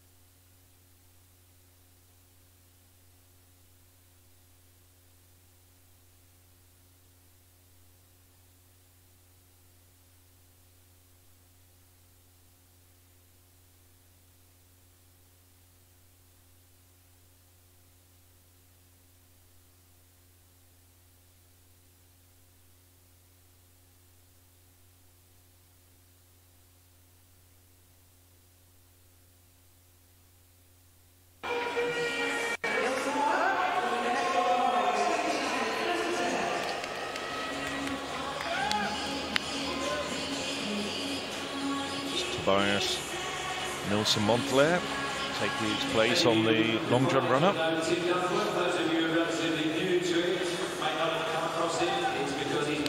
The Swedish champion indoors and out.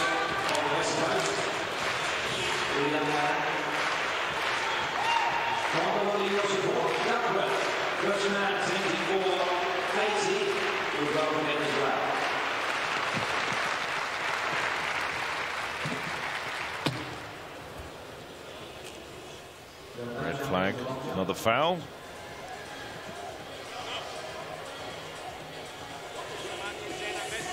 Five more jumps for Nilsson Montler. Now we're still at 470 in the pole vault. A chance to see Samuelsson, who came in at 450 successfully, went over that by a big margin. And another good jump there. But still early days, really, for these men who, as I said before, tend to come in quite early, make sure they get good points in the bag. And there we have that. 470 worth 819 points. Serhij Nikiforov, bronze medalist in Belgrade 2 years ago. Always seemed to get close to his best or thereabouts in the big competitions. Also got a bronze medal in Berlin last summer. Outdoor best of 8:23. Indoors 8:18. If I remember rightly, was done in that terrific long jump competition in Belgrade.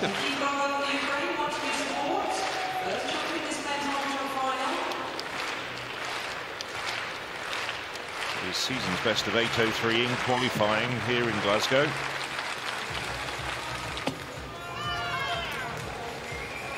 Oh, that's a decent jump.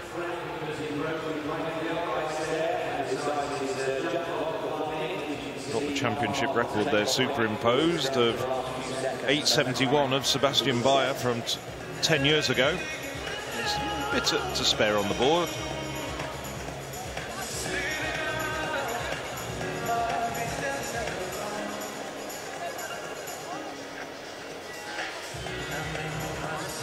There's Natalia Endariva and her husband Valery Endarov,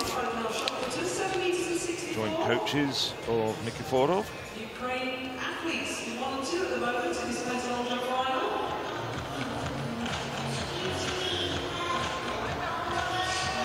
26-year-old Serb,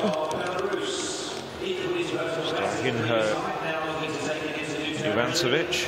Well, of course, Serbia fancying their chances in the women's long jump this evening with Ivana Spanovic, the defending European champion. JOVANČEVIĆ.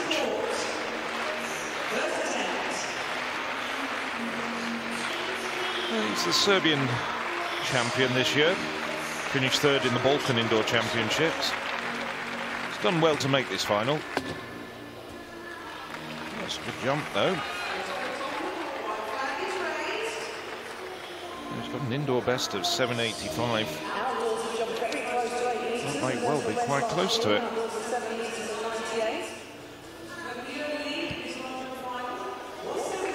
Good placement on the board. 7:79, just 6 centimetres shy of his best indoors. So he goes into first place at this very early stage in the competition.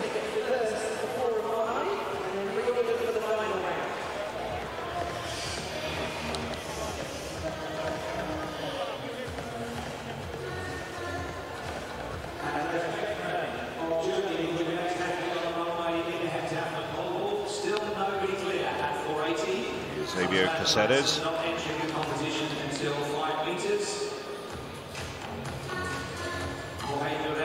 Quite a familiar face at European competitions. Still only 27 years of age. He was jumping European senior competition while a teenager.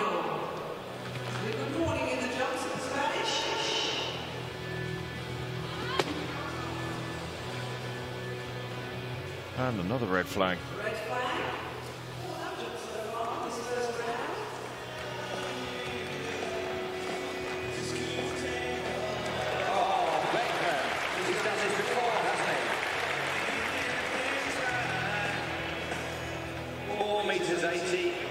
Caceres took a silver medal at the World Under-20 Championships back in 2010. 30 points for the additional height over 470. There's his coach, Juan Carlos Alvarez. Just reviewing it, as you can do these days on your technology. Looking at it on his tablet.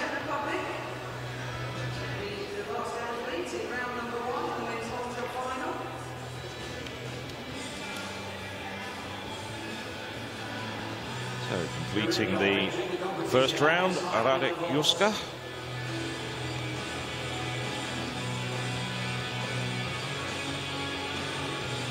Juska, the 2017 World Student Games champion.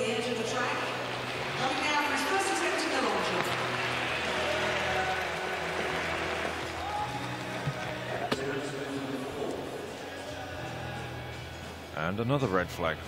Only 3 valid jumps in this first round. First round being led by JOVANČEVIČ at 7:79, so rather modest start to this competition. Well over the board.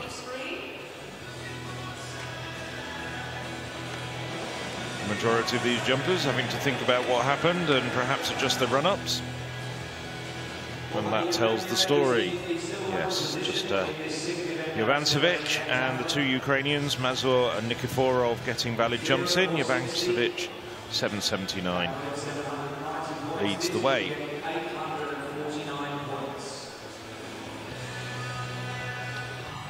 Onwards and upwards. We're at 480 in the vault now. Here's the 19-year-old German Beckmann, who did 470 successfully, and now 480 successfully. Beckmann is in fact a very good vaulter, because his personal best stands, as you can see on the right there, at 520, and this is an excellent vaulter.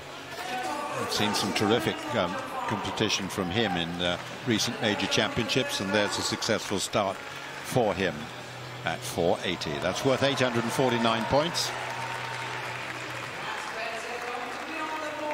But he has done 530 indoors, 540 outdoors. But Irania, not such a good vaulter, but to retain his challenge for the gold, he'll need to get this height, I think. 480. No, good on him, he does. He goes over a little bit to the left, but nonetheless, that's not so far off his best after all. So 502, so another couple of heights maybe in him, we'll see. So far so good. Well, he had a red flag, a foul in the first round. Miltiadis Tentoglu, the European outdoor champion and the European leader this year. So he'll be looking for a good jump here. Make a statement. Quick on the run up. That's a good jump. That's over 8 meters.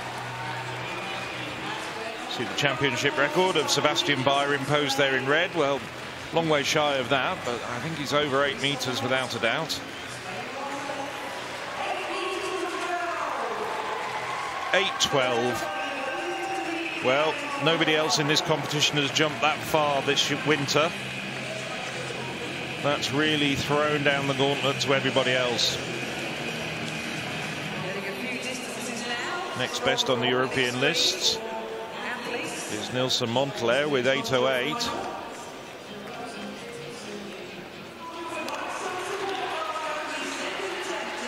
Yasuk, round 2. Another man who fouled his first round.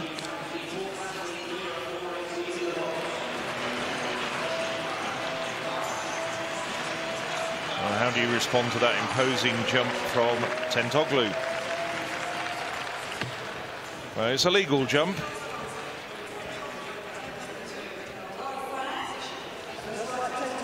Confirmation with the white flag.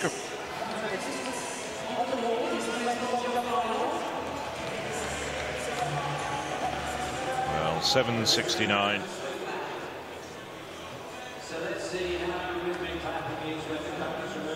.480 now for Samuelsson. Seen a couple of successes at that height, and there's the third one.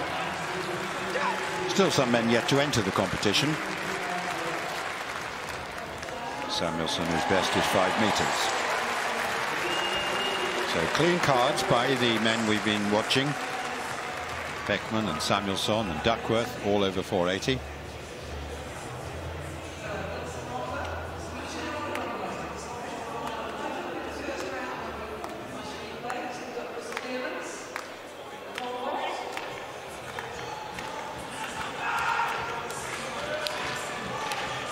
Vladislav Mazur. Oh, sorry, confusing Nilsen Montler with the Ukrainian who preceded him. This is Nilsen Montler. 8.08 this year, has improved to that mark. Gets a white flag.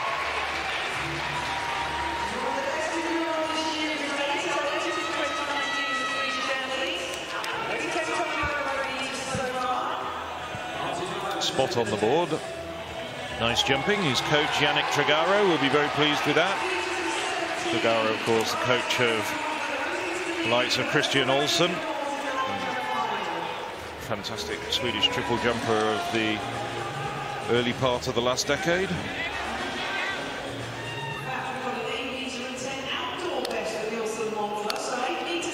Nilsen Montler taking the lead with that 8.17 jump, and that's a personal best, big personal best for him. Serhij Nikiforov.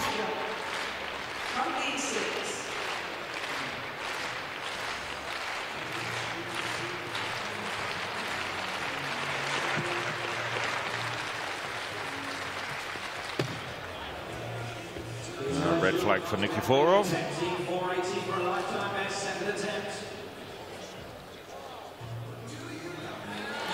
764 in the first round, no improvement. Now Tim Duckworth had one failure at this height. Here he goes at 480. Oh, that's much better. Very nice clean clearance. Certainly looking like 5 meters potential now with his parents watching on.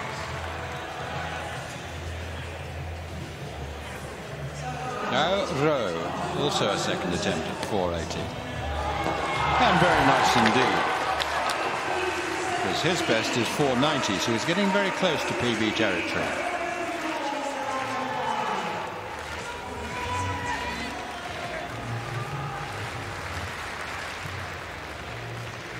Schuck, the European Championship bronze medalist from last summer.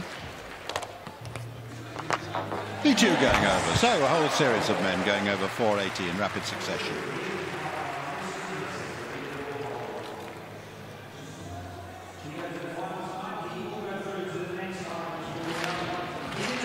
So, Jovančević of Serbia, 779 in the first round. Seen 2 men go over 8 meters, so he's now down in 3rd place. Tall, rangy Serb. Good placement on the board. It's more or less around his first round mark of 779.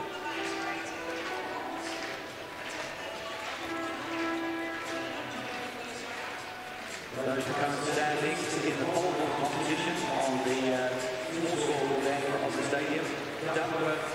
Just 3 centimeters shy of his first round mark, 779.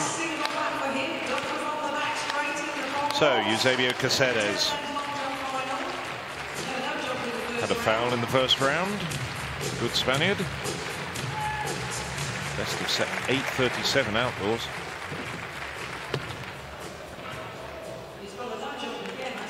Red flag though for Caceres. 2 fouls to his name now.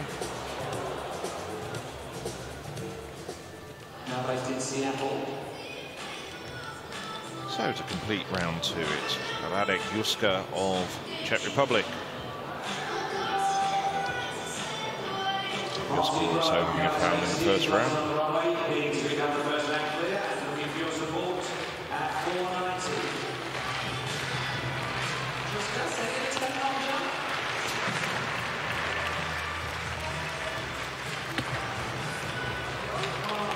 Now that looks like a red flag as well, yes, confirmation. He's another man who's got to revise his thinking if he's to get involved in this competition.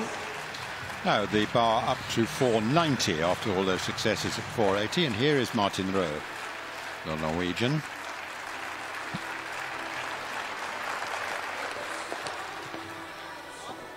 Well, very nice, because that equals his personal best, in fact. That bar just trembling a little bit. But to produce your PB when it matters on a big stage, very important. He knows that he's likely to lose some ground in the pole vault competition. And who's lying in 6th place. Very close between those from 5th, 6th, 7th area. Well, we saw Tentoglu jump into the lead with 8:12 in the last round, only to be overtaken by Nilsen Montlair. How can the Greek respond? Well, I think that's a red flag. Yep.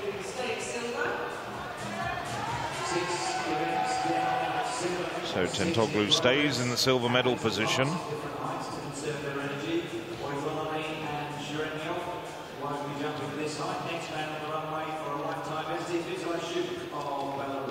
Tentoglu giving it everything during that jump. Just overstriding a little bit at the end and going into the plasticine.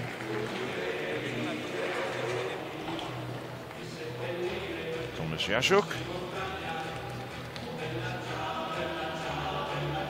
Pole. We're trying to visualise the Zhuk family garage with 48 poles, half Jaszczuk, 7.69 in the second round. He's currently down in fourth place. Next long jump. Round number 3, in fourth position at the moment with 7 meters and 69. He's 10 centimeters off the level. Jaszczuk was also fourth at the last European Indoors in Belgrade.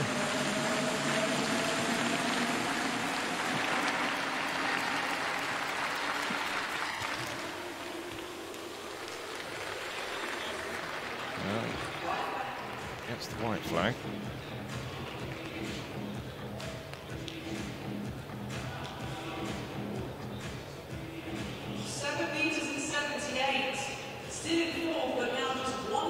Jaszczuk took the Polish title this winter.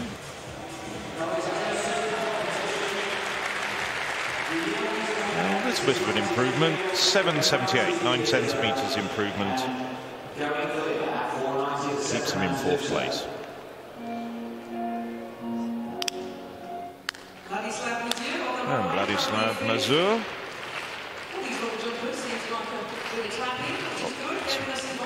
A jump of 7.68 in the first round before fouling his second jump.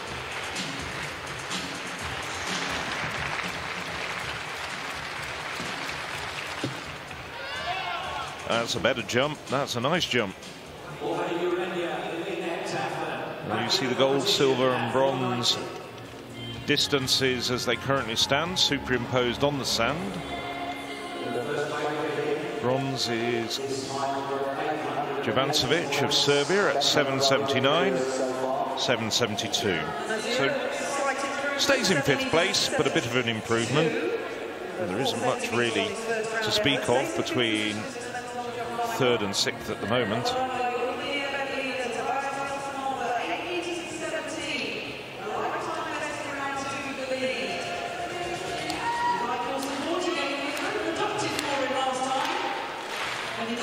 Well, Nelson Montclair, having set that absolute best of 8.17, had a previous indoor best of 8.08 and had jumped 8.10 outdoors before his second round jump.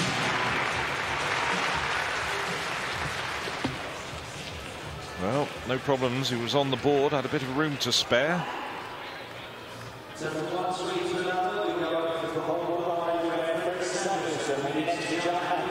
Not sure it was quite as long as his previous jump. 13 centimeters to spare.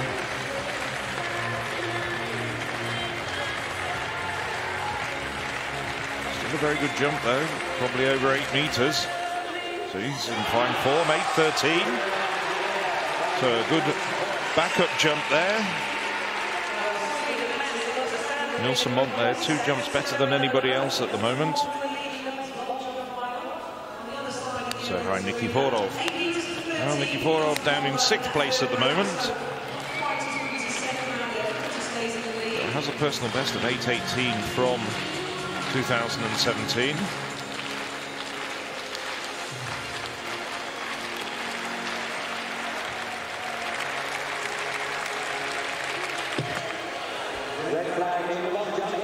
Red flag. Would have been at around 8.15 if it had been a legal jump. He was well over the board. Bar now 4.90. This is Andrik Beckman, man who's done 5.20. Showing just how there. 4.90. First attempt for Beckman.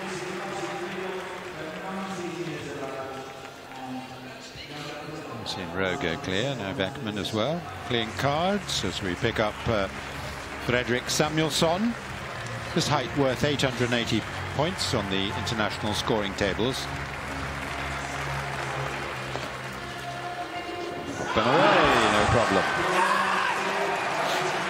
He's certainly plenty of support, and he loves to whip up the crowd support, and it certainly does succeed in inspiring him to produce good deeds. He's going really well in this event. Tim Duckworth had a failure, in fact, at his first attempt. This is second. Oh, very good again. Well, just like at the previous height, second attempt really came good. And terrific support there from the crowd for that one. You can see the PB there, 5:26. So back in the long jump, this is STRAHINJA JOVANČević. Currently lying in third place at the moment with that 7.79 from the first round. 2 men over 8 meters. Quite a big distance between JOVANČević and the men in the silver and gold medal positions at the moment. Well, just slightly below his first round. You can see the indentation in the sand just before the bronze medal line. Not much to spare on the board though, spot on.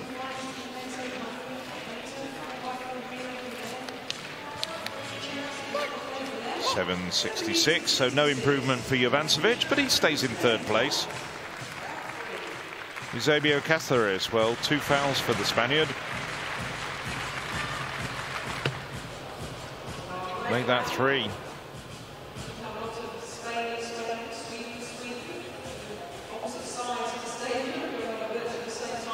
He's having some technical problems. He's not quite got his run up right. Not even marginal. 5 centimeters over the board into the plasticine. Here's another man who's been having problems in the early rounds. 2 fouls for Radek Juska.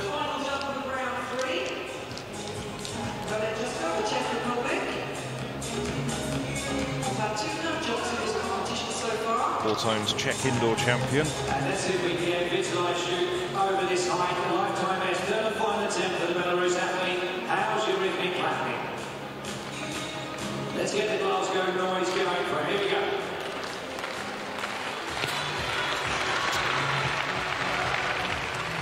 Well, got his head down and charging into the board. I think that gets him a legal jump. Not bad, it's around the bronze medal distance. JOVANČević jumping 7.79 earlier in this competition. Not over 8 meters, quite clearly.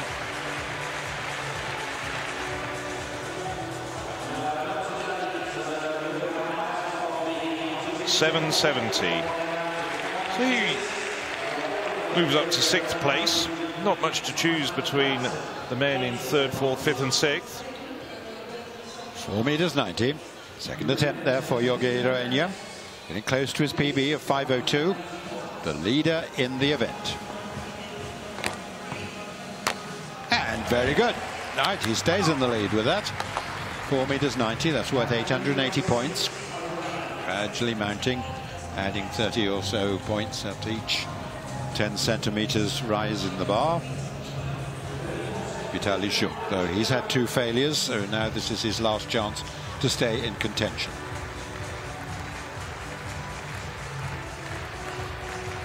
The Belarusian, European bronze medalist outdoors decathlon. Oh no, nowhere near. So he has to settle for a best today, the previous height, or 80.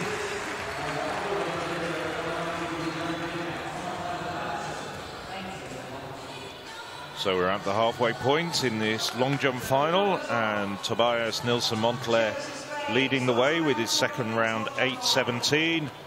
Miltiadis Tentoglu 8.12 in the silver medal position. Then a long way back, but in third in the bronze medal position it's JOVANČević of Serbia with that 7.79 in the first round. Well, unlike an outdoor competition where he might have found himself eliminated with 3 successive fouls, Cáceres does get more jumps. Oh, he's aborted that. Well, it's given us a white flag, but it'll be measured at just a bit over a metre or so. Yes, quite. Well, now back to the pole vaults, and it's now 5 meters, ever upwards. Here's Tim Duckworth, his first attempt. Now, he's a good vaulter, 5.26. He hasn't had much indoor competition this year, and of course he's been very prominent throughout. But then he also led the European decathlon last year for quite a while before ending up 5th. So 5 meters. And again, nice roar from the crowd for that.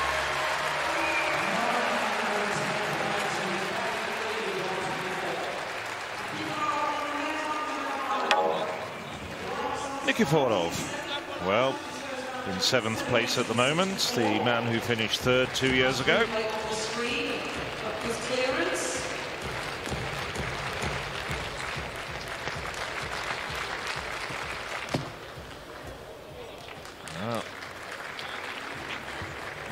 Yes, he gets a white flag.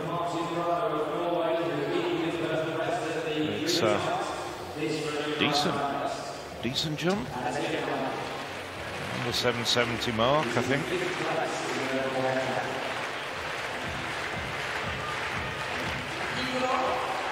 There's plenty of height off the board. Yes, 777. So that moves him up a couple of places to 5th. His best jump of the competition so far. A man who has jumped over 8 meters on several occasions indoors. As has this man, Radek Juska.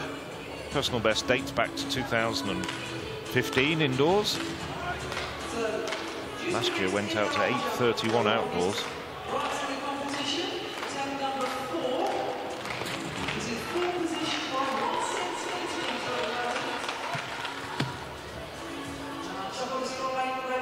That's a red flag. Would have been at around the 780 mark. It's one valid jump coming in the last round at 770. So Juska down in 7th place.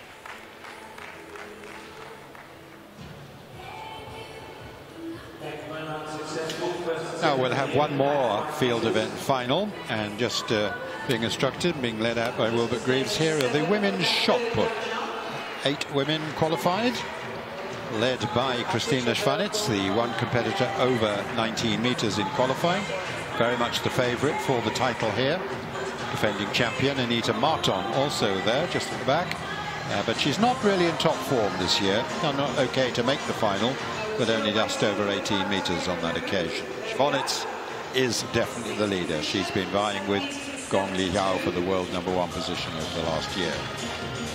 Back at the long jump, Vladislav Mazur. 4th round effort for the Ukrainian. Long way behind the plasticine. Plenty of space on the board. Again, around the 775, 780 mark.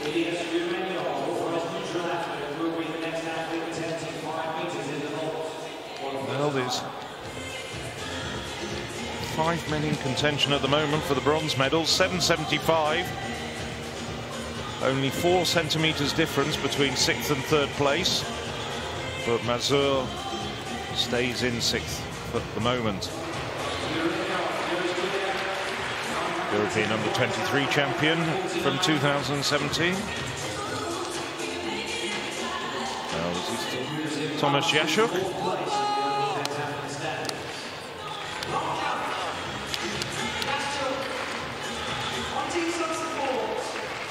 Jaszczuk seemingly struggling for good form. He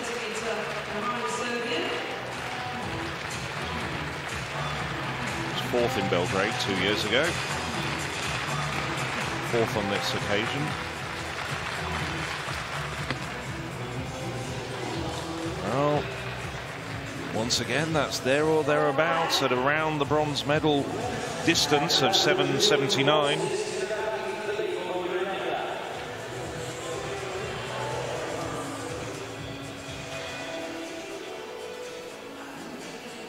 Bit to spare on the board.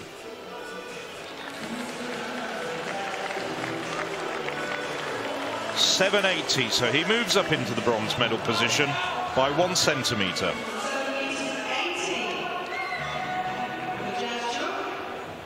Pole vault, Ilya Shkoyanov, 3 times a European decathlon medalist. Most of those featuring excellent pole vaults.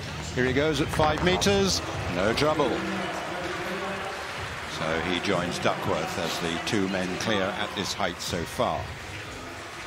Van der Pleitsen, incidentally, also scheduled to come in, I think, at this height. They've not competed yet.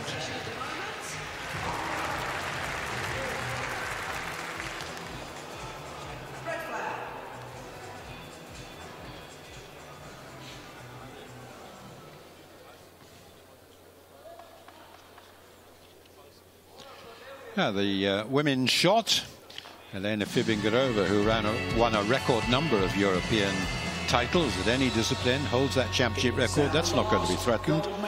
Christina Schwanitz there, the favourite, going 6th in the throwing order. 1954 so far this year. A number of up-and-coming youngsters like Elina Kenzel, former World Junior Champion. Roos of Sweden, who's improving quite quickly. Here we come then. So this is Fanny Roos. As I said, she's been improving that Swedish record, and she's got that up to 18 meters 61 this indoor season.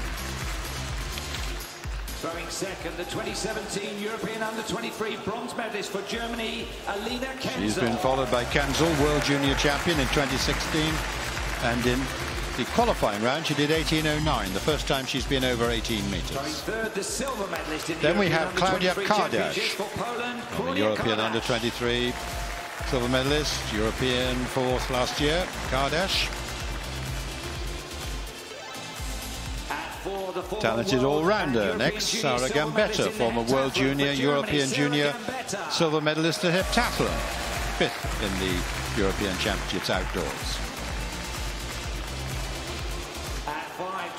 And looking for a 3rd successive medal here, Radoslava Mavrodieva, 3rd in 2015, 2nd in 2017.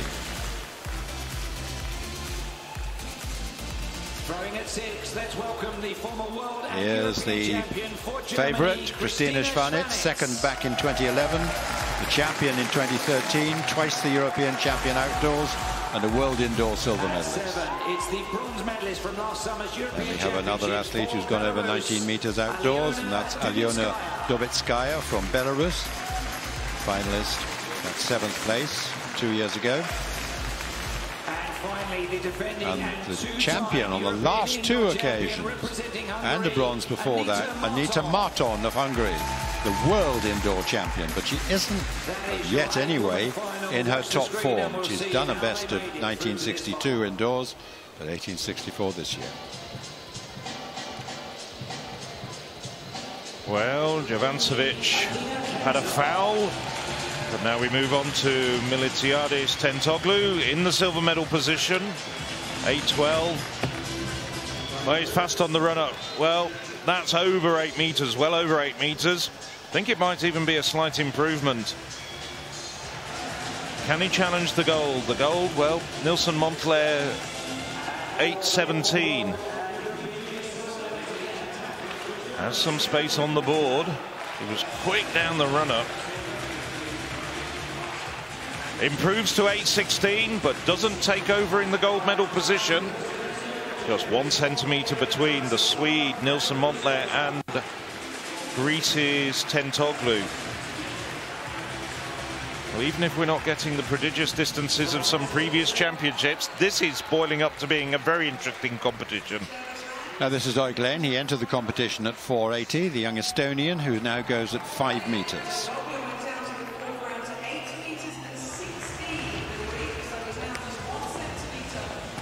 Oh no, came down on the bar, seemed to have the height initially. Oh no, he's hurt himself. Well, he has got a jump in at least, but this is obviously very worrying with the 1,000 meters still to come as well. Terrific support always for Estonian multi-eventers. They really do have a fantastic tradition, and the great Erkki Newell headed that, and he used to have hundreds of spectators who followed him wherever he went all around the world. This looks unfortunate for Oiglen. Well, you can see by the gesture there. Right, now it's a chance to go back to the long jump, though. Can we get a jump in? Well, Eusebio Cáceres, 4 crosses to his name, 4 red flags. On his day, a very talented jumper, though. Cáceres jumped well over 8 meters, indoors and out in his time. Oh, that's a good jump. That's a very good jump. at 8 meters, there or thereabouts. Gets the white flag, certainly gets a valid mark. Well, bronze was 780 by Yashuk. I think he's moved up to the bronze medal position. Indeed he has. 798. Eusebio Cáceres, after 4 fouls, gets himself into 3rd place. Now we start the shot with the Swedish record holder, Fanny Roos. He's 4th 2 years ago as well. Spins around and out it goes. So the 17-meter line, she's over that.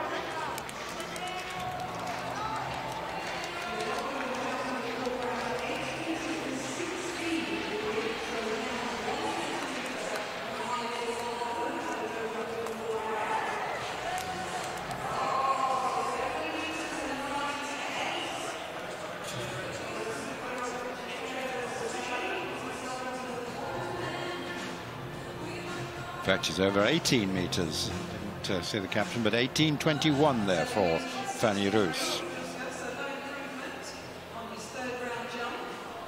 She's been very consistent at over 18 meters this season.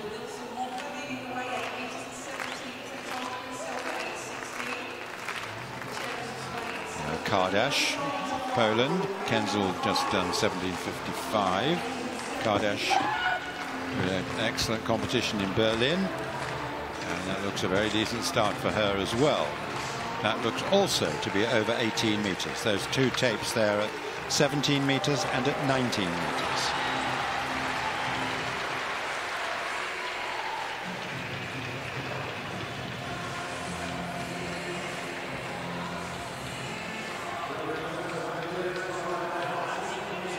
.18.17, so early stages, of course, with only 3 putters so far, but she's in 2nd now.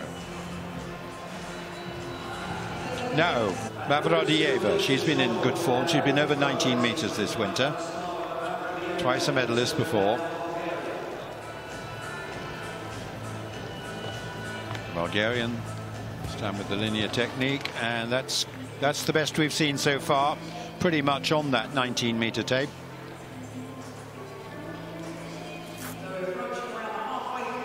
One time I'd have said she was inconsistent at major championships, but certainly she's disproving that now, the later stage in her career. Birthday in 10 days' time, when she'll be 32. There he is, there's the lead, 18.74.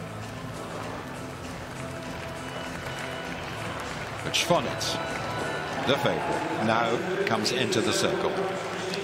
German, who took a year out to have a baby. Back last year, the forefront of throwing, twice European champion.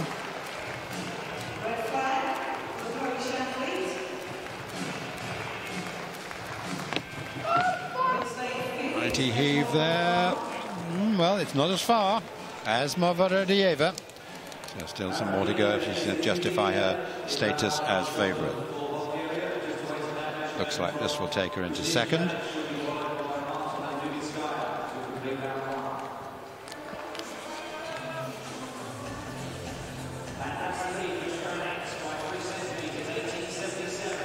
Oh, 18.77. Oh, well, it is ahead of Mavrodiyeva. Yep, slightly misleading there. You there.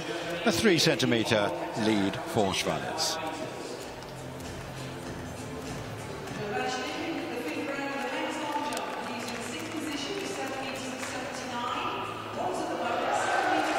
Couple of throws to go in this first round of the shot. First of all, there will be Alyona Dubitskaya. She's done 18.94 this winter.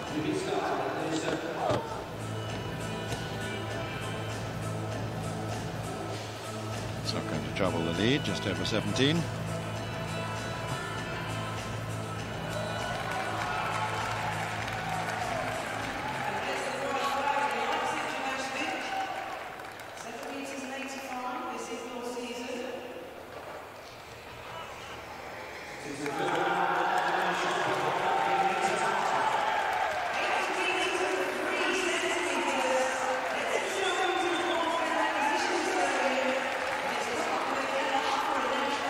Marton will complete the first round of the shot.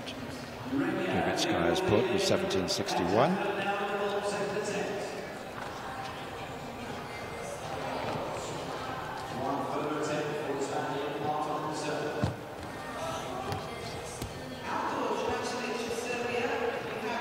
Well, that's by her season's performance, not bad there. 1864 is her best this year, and this looks over 18. So that completes round one of the shot, with Schwanitz just ahead of Mavrodieva.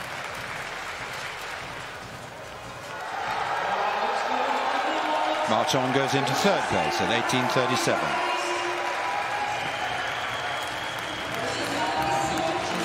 Back with the long jump now in the fifth round. This is Serhiy Nikiforov. Down in sixth place at the moment with that 777 in the previous round.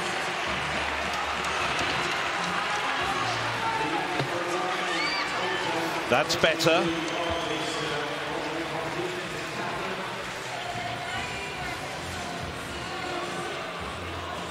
Probably a bit shy of Caceres's 798, which is in the bronze medal at the moment, but it's certainly a bit of an improvement on his own performance in this competition. Yes, 789, and he moves up to fourth. One jump remaining for Nikiforov. Well, STRAHINJA JOVANČEVIČ seen himself pushed all the way from third down to sixth place in the last few jumps.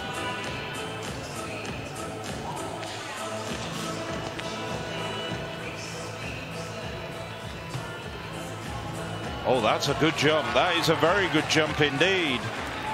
That's close to 8 meters. Might even have just scraped over that 8-meter mark. He's never been over 8 meters indoors or out.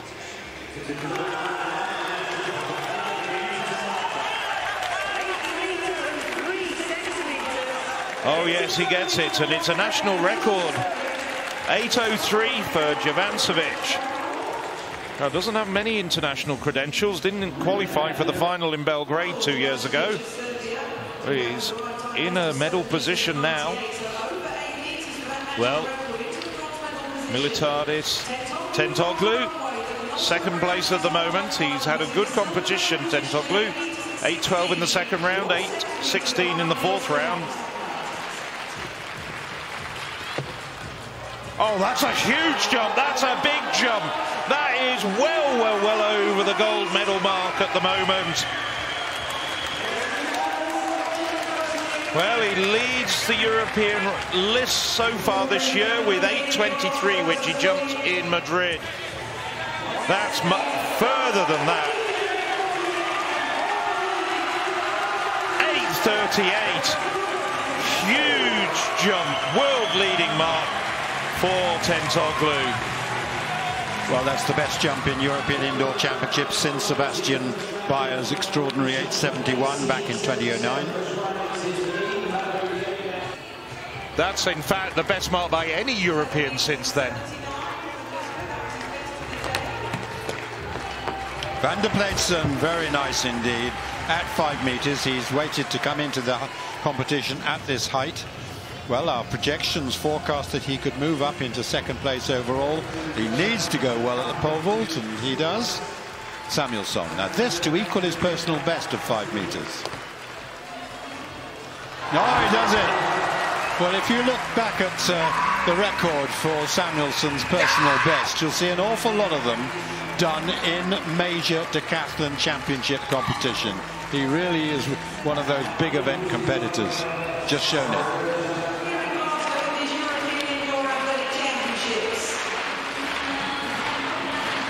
So now we're into the final round.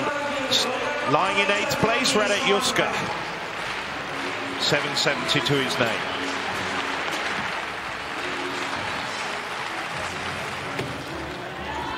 Well, it's not going to challenge for the medals, but it is a bit of an improvement, I think, on his earlier distance of 770 from the third round. Just wait for confirmation.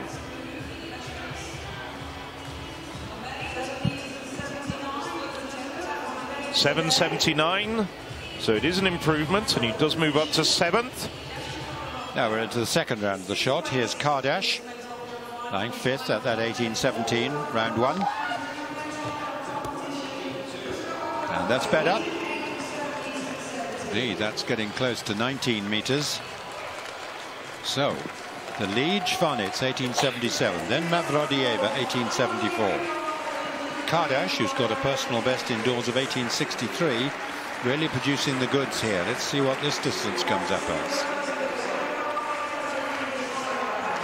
Well, and it's improvement. 4th place, 18.23. So Tomasz Jasiuk in the 6th round. Just to bring you up to date, we didn't see the jump, but the long-time event leader Tobias Nilsson Montler had a foul at with the last jump in the 5th round. Well, Tomasz Jasiuk now looking to try and improve on his 6th place. No, I think that's a red flag. Yes.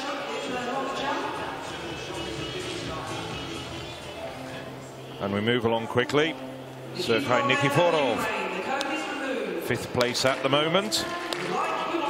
7.89. The man who got the bronze medal in Belgrade 2 years ago.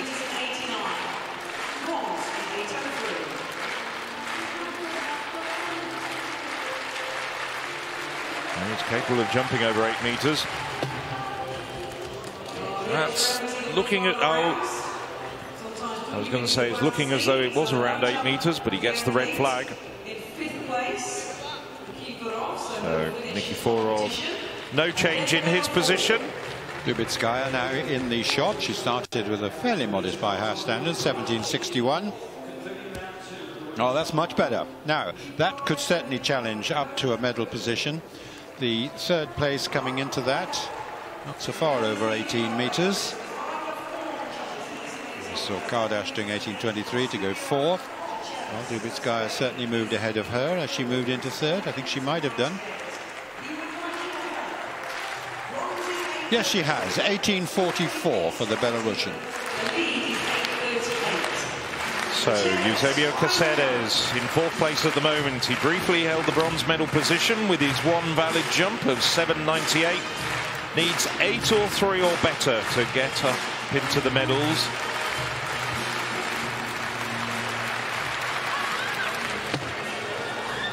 Well, he was quick on the run up. Oh, once again though, a red flag. As most of his jumps have been. 7.98 for Eusebio Caceres, the Spaniard, just missing out on the medals. Give you a very quick rundown. Miltiades Tantoglo leading the way at 8.39. Nilsson Montler of Sweden in 2nd place, 8.17. On bronze, held by Strahinja Jovancevic with his national record of 8.03 in the last round. And here is Jovancevic. Well, he's already made a big improvement in this competition, the 25-year-old former Balkan champion. It would take a mighty jump for him to move up into the silver medal position. Nilsson Montler has that with 8.17. But he knows he's got a bronze medal, which has probably been beyond his expectations coming here.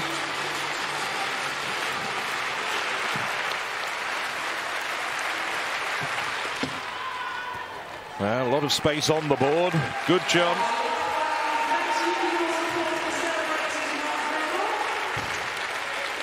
He thinks it's a good jump as well.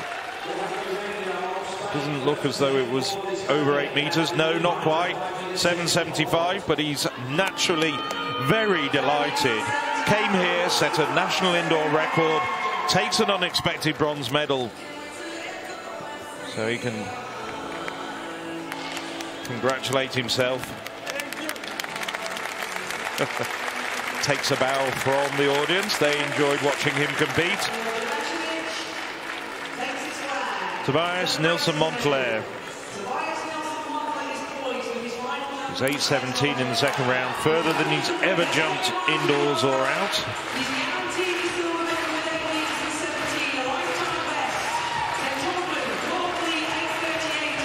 Fourth at the European Championships outdoors in Berlin and last summer.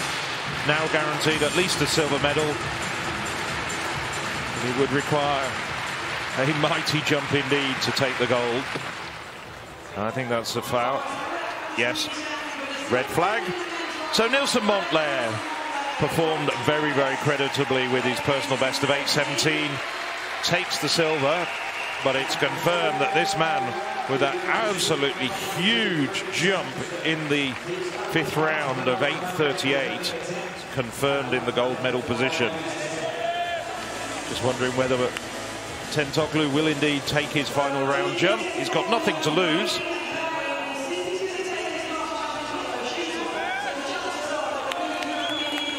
Just trying to glance down onto the infield, see whether he's stripping off. No, it's looking very much as though he's not going to take his last round. Yep, that's it, confirmation. But indeed, 8:38, as Peter was saying, the best jump in a European Championship since the championship record was set back in 2009 by Sebastian Bayer. And he moves up to equal sixth on the European indoor all-time list. Pole vault now. Beckman, this is at 5 meters, second attempt, and he does it. Beckman, the 19-year-old, with a personal best of 5:20 in the event. He's having a really good competitive experience on his first senior international for Germany. Now Martin Leroux, his third attempt at this height. No, nowhere near, but he equaled his personal best at the previous height of 4 meters 90. So he's had a very satisfactory day after that injury he suffered on day one. Urania now. This to get very close to his best of 5:02. Third attempt, 5 meters for the Spaniard.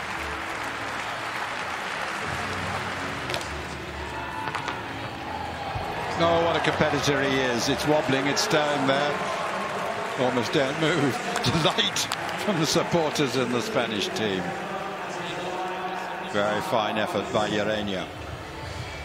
Well, we are forecasting that it's going to continue to go well for him. Confirmation, the final results of the men's long jump. Miltiadis Tentoglou with that phenomenal jump of 8:38 takes the gold medal. Nelson Montclair of Sweden, 8:17, the silver, and Serbia's STRAHINJA JOVANČEVIĆ, the national record of 8:03, gets himself a place on the podium. Kasser is just missing out in fourth with 7:98 for the Spaniard. 5 meters 10. This is Skirjanov. Well, he's got a wonderful record in pole vaulting. Yeah, no problem at all. I think there's plenty more to come still from him. Maintaining a strong medal challenge. Urania leads with 5.391 points now. He was 123 ahead of Skirjanov coming into this event. Skirjanov will need to add a few more heights probably if he's to wrest the lead from Urania.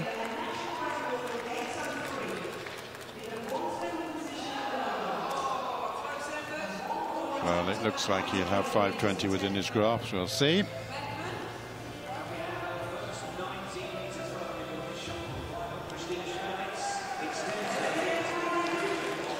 Now we're into the third round of the shot. No really significant changes coming into this, but this is the Schwanitz at 1867, the second round, so no improvement. This is a third round effort.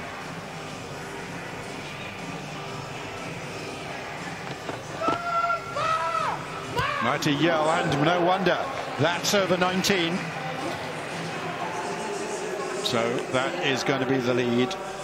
She already held it by 3 centimeters ahead of Mavrodiyeva. And no improvement from Mavrodiyeva so far. So Schwanitz, 19:11 now, in her expected place of leading.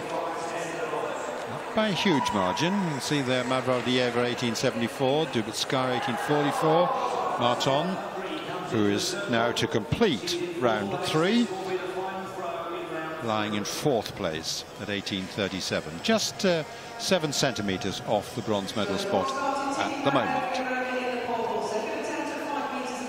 She's proved over the years to be a great competitor in major events, staying balanced in the circle. And yes, once again, she's producing her best when it really matters, because this is going to take her surely into second place in the competition.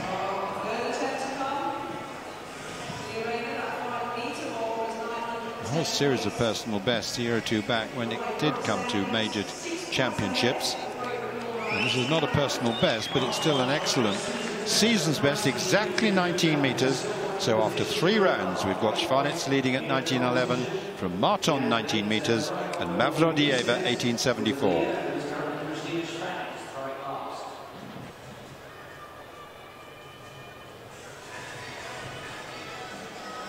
So that's the position, just to confirm those first 3. 6 women in all, over 18 meters. The 2 Germans, Gambetta and Kenzel, a little below that. Schwanitz leads 1911. 3 rounds to go.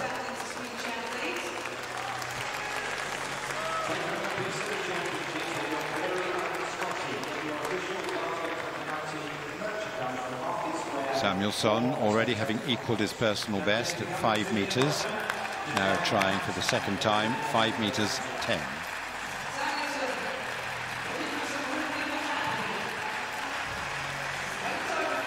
Samuelsson projected to get a medal in this event. Would be his first in a major championship.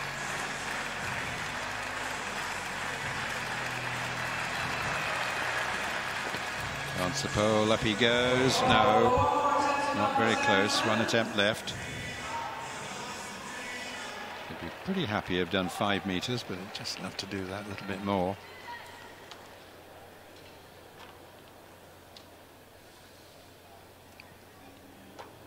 Looks out at the giant screen at the end of the arena to see if they're going to do a replay of his jump. See what he might be able to improve. Let's us have a look at it. It doesn't really come close.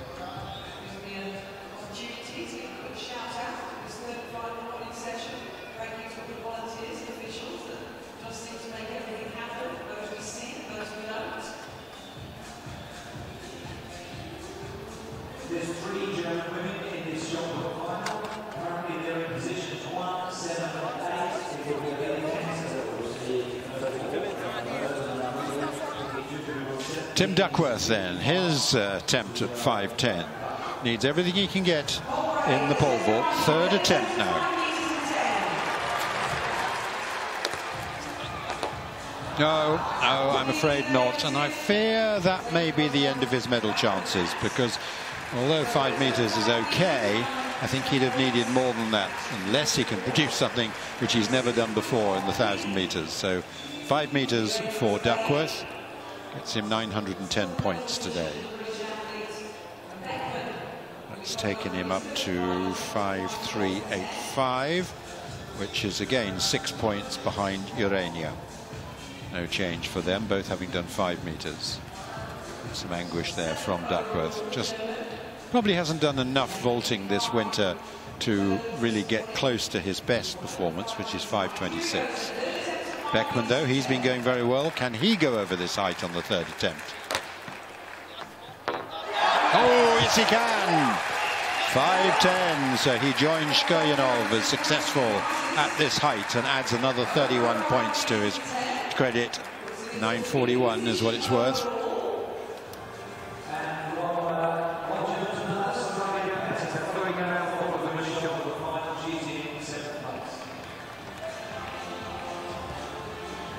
Well, the site was beginning to sort them out, but Beckman's still there, and he's next up. He'll be trying to equal his personal best at 5.20. Still just 19, a rising talent. And this great tradition that the Germans have. May not make their team outdoors for the World Championships because he's got a whole lot of really talented men up against him. But he may well improve outdoors as well. So now we go to Arenia.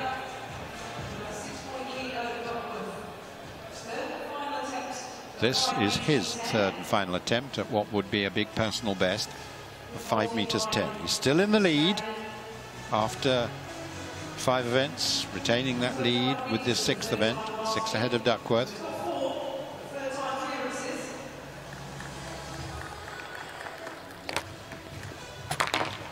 again, nowhere near, but as I said, this would have been a real bonus had he cleared that. He is a very good 1,000-meter runner. He's got the best personal best at that event than of any of the competitors. So if he lives up to that, he's got every chance of taking the title. But let's see what the likes of Skurianov and Van der Plaetsen can do in the rest of the pole vault. Can they narrow the gap enough to really challenge? 5:10, no, but 5 meters successful for Urania. Takes him up to 5,391 points with the 1,000 meters to come. The 800 meters to come. No, 1,000 meters, yes. Forgetting between the women and the men there. Yes, you got it right first time. Never correct oneself. Let other people do it for you. Yeah, they do. Samuelsson trying to go into new territory as well.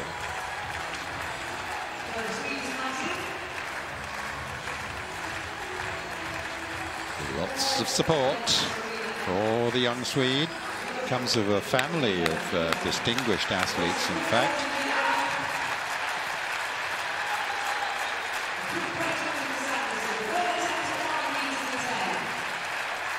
Third attempt for Fredrik Samuelsson, the Swede, in the pole vault. For a new personal best if he gets it.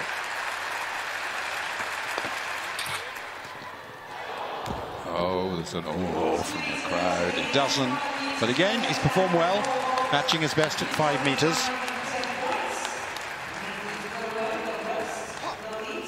Gives him 910 points. And just doing a bit of quick maths, that takes him up to 5,317.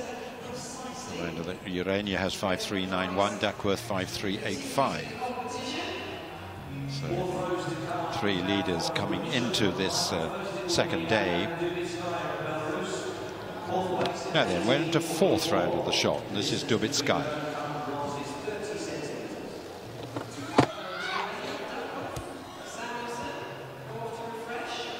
Well, that's a pretty decent performance, certainly.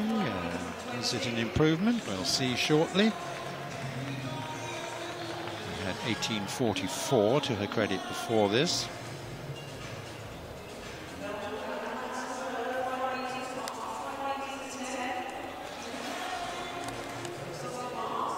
Russian, who's 4th on the European list this season, improves 1871, but that leaves just 3 centimeters short of the 3rd place position of Mavrodieva. This is Mavrodieva now. 1874 so far, ahead of a Marton in 2nd at 19 meters.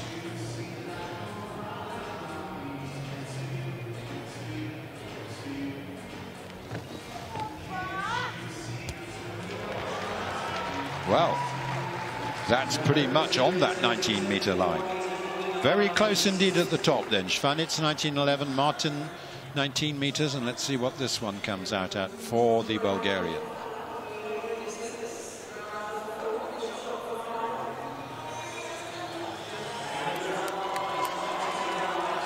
Into 2nd by a centimeter, 1901. So, just 11 centimeters between the top 3 as we're now going to come into round 5.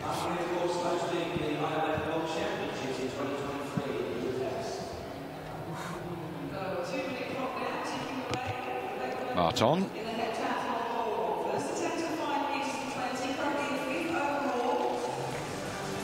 Lying 2nd coming into this round, that's why she's got this position in the order. Now back into 3rd.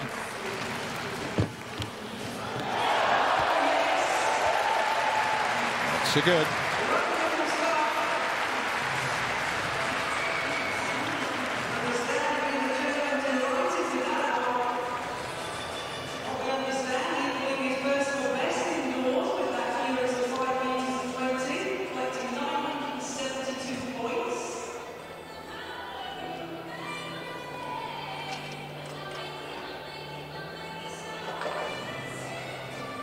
Schwanitz still to throw in this 4th round of the shot.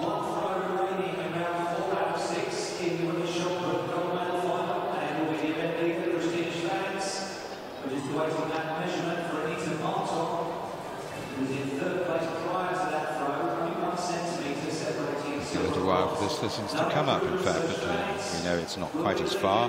1868.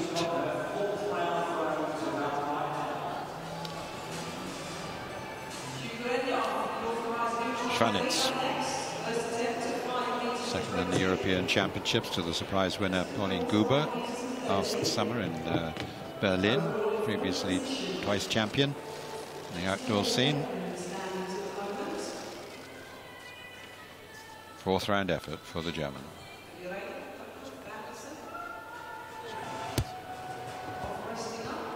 Again short of that 19-meter line, and it isn't like that, and it's a no throw. So 2 rounds complete. Pole vault, we've now moved up to 5:20, and this is Beckman attempting his personal best height. Really has made very big improvement this indoor season. He was 8th in the World Junior Decathlon last summer, but he's now rising up in the ranks of multi-eventers. 5:20, first attempt. Oh, terrific. It just touches it, but it stays there. Can celebrate now, all right. 5:20 for Beckman. Really is enjoying his first senior international experience. There's his card. He had some failures at the previous heights, which Goyanov has a clean card all the way so far, having come in quite early for him at 4:80. His first go at 5:20.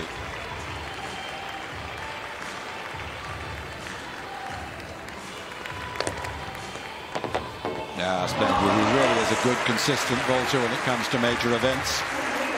This is his best event, his parade event.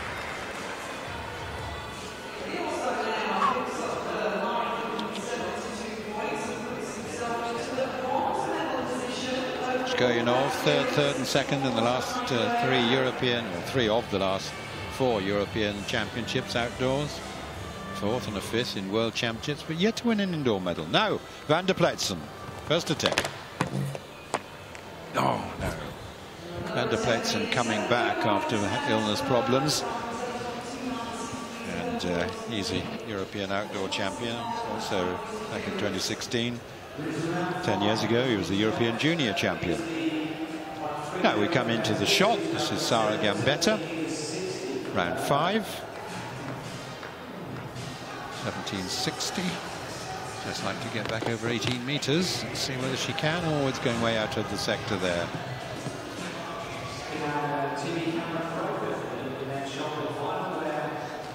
So there'll just be one last chance for her to improve.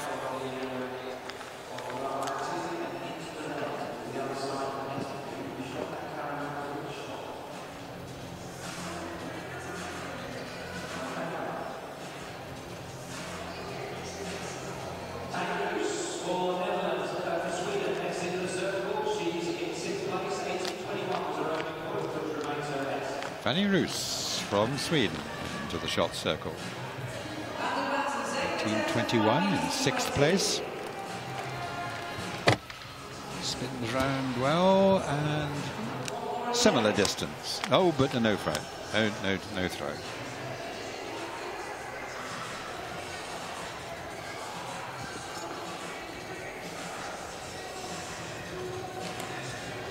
Throwing reverse order of their standings. Halfway stage.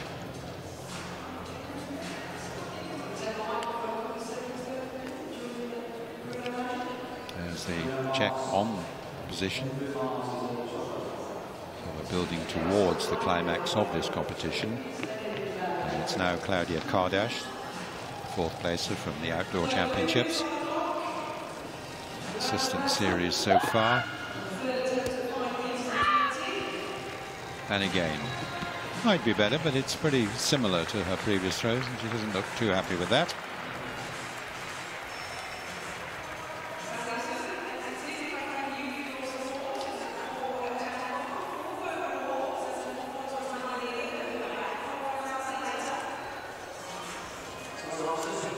So as it transpires, 1775. So she's left in 5th place with her earlier effort.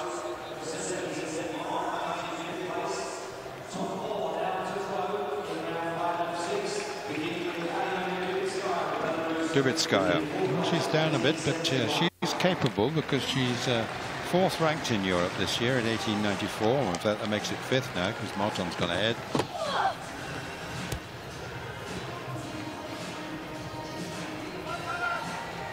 It's not going to be any better. It's not going to challenge the medalists. It looks like over 18, but she had 1871 before that.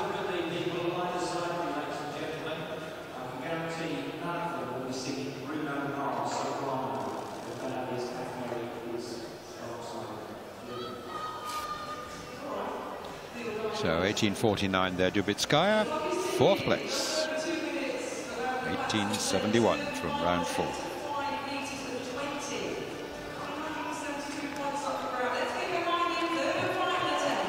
But so little between the top 3 now, and here's the first of them, Mavrodieva, lying 2nd at 1901. The throw and throw.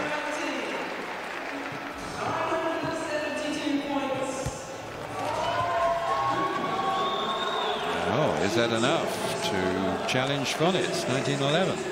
Certainly is very close between this trio.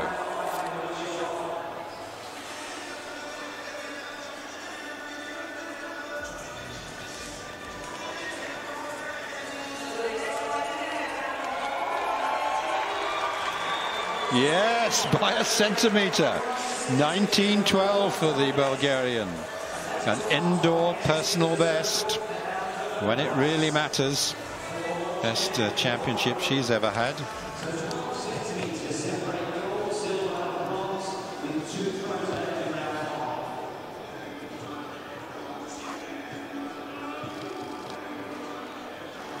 In fact, that's an outdoor best as well. I think all-time best in or out. So we see how Marton can respond. Yeah. Only just over 18. One more throw in this penultimate round to come.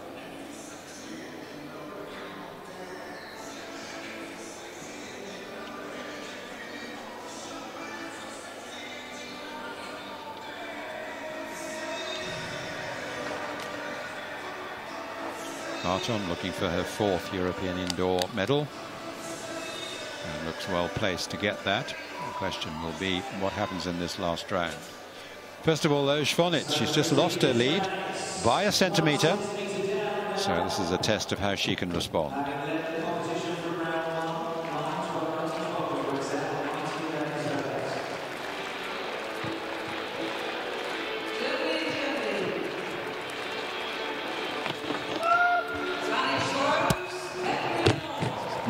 No. So all to play for on the final round.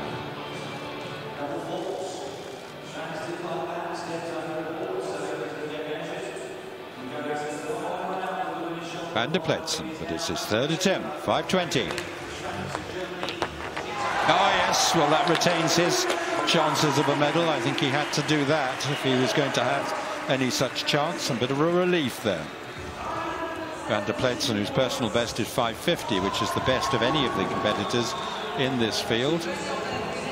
So we have 3 men over 5:20. In the shot, we come into the final round and the positions look like this. Mavrodieva, 1912. Schwanitz, 1911. Marton, 19 meters. Quite a competition. Can Dubitskaya join them perhaps at the end? She has the capabilities of going over 19 meters. She's in 4th. And Kardash, Roos, Gambetta and Kensel.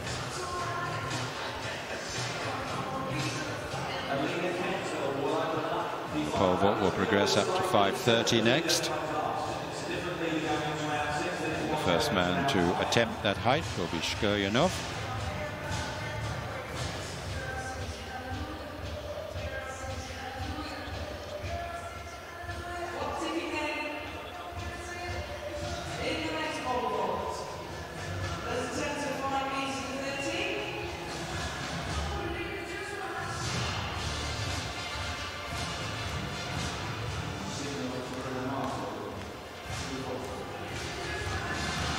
Russian, allowed to compete as an authorized neutral athlete and gone through the necessary doping test procedures over the recent years.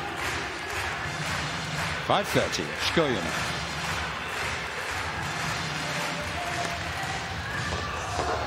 Oh, it was close, wasn't it? He looked absolutely immaculate up to then. He knows this is well within his capabilities, but he's going to need another go. Enjoying himself.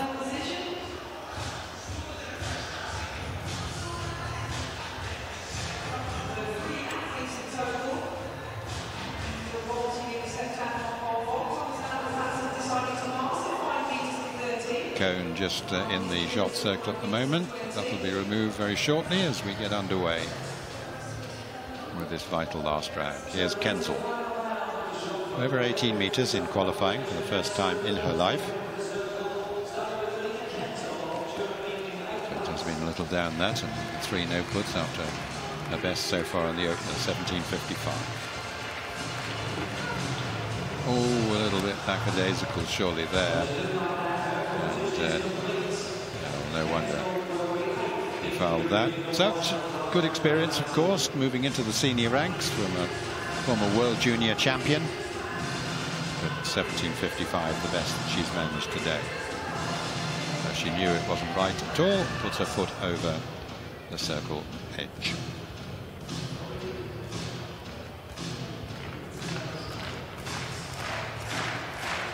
Three Germans in this final.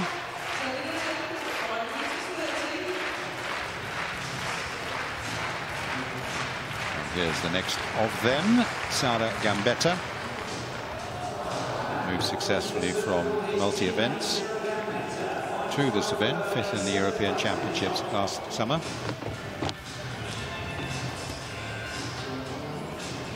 And she too not finding the inspiration in the final, and another red flag. So the second and third string German competitors having to settle for 7th and 8th.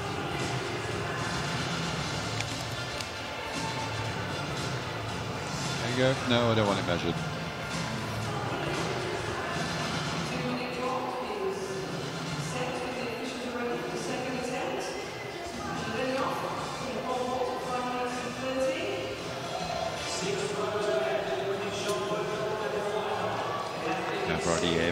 Pacing around that narrow lead, 1 centimetre. Little way to go before we come to her, because next is the 6th placer, Fanny Roos.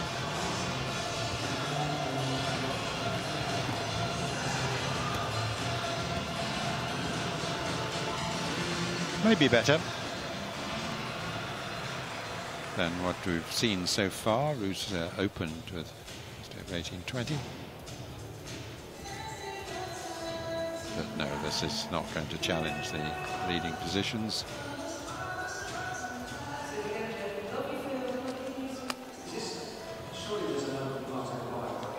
No, only 17.64 in the end. Roos will be 6th.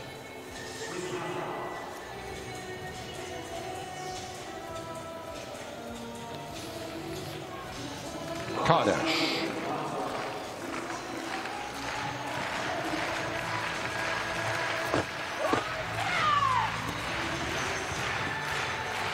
Well, again, she didn't really seem to have much zip about that performance, and didn't like that. So she will end up 5th.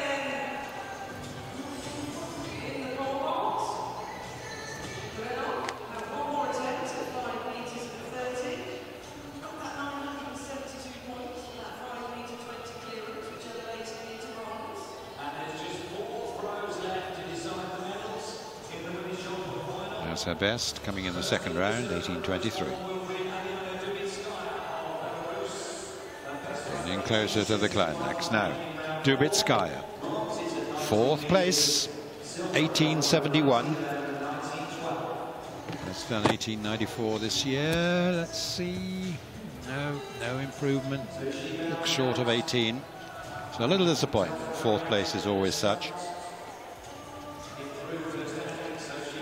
18.71 in round 4 remains her best.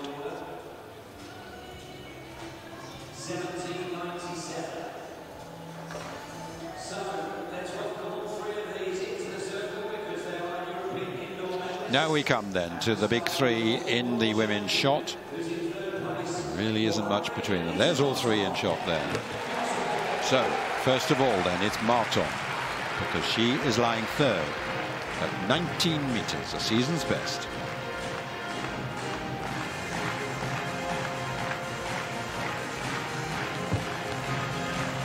Pretty fast across the circle, but no, it's well short of 19 meters. So it's a bronze medal for Marton. It's her third successive medal in European Indoor Championships. A bronze and 2 golds, going back over nearly a decade.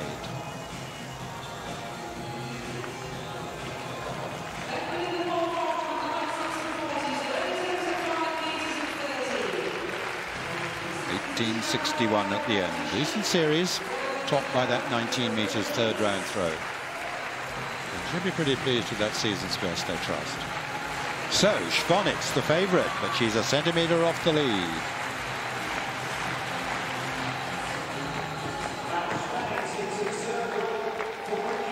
Second in 2011, the winner in 2013. Sure of a third medal. What color will it be?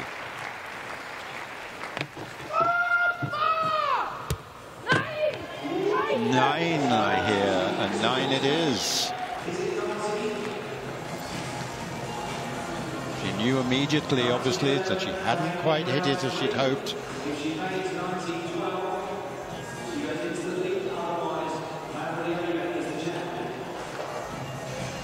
Silver medal then for Christina Schwanitz. 1883 at the end there. 1911, her best put. So this young lady, but not quite so young, Vladislava Mavradieva, has taken the gold, and this is her last chance to extend her personal best.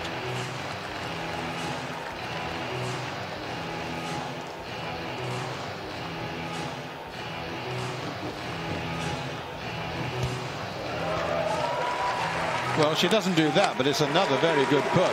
And she is the champion. 19 meters 12 takes the gold medal for Vladislava Mavradieva of Bulgaria. The first Bulgarian medal of these championships.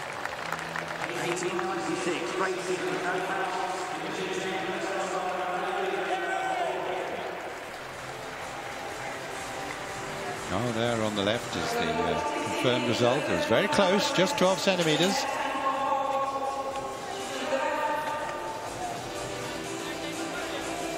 Slight upset there. Mavradieva clearly one of the favourites, coming into it as a second equal on the second rather on the European rankings for the year, but well behind Schwanitz.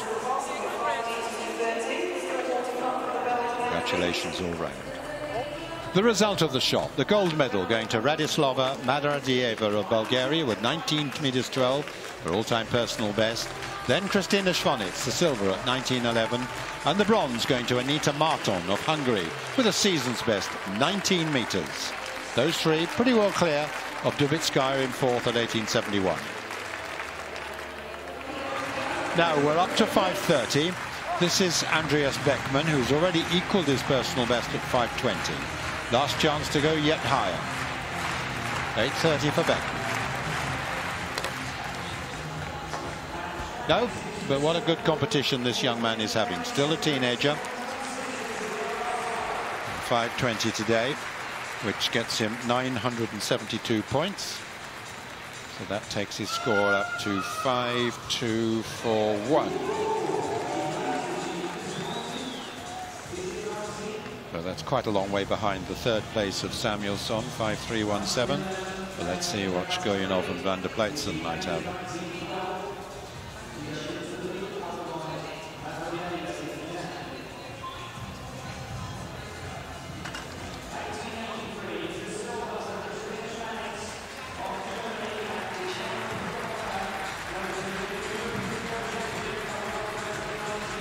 Beckman set no less than 7 personal bests when he won the German indoor title, and that took him over 6,000 points the first time, and he's again excelling here.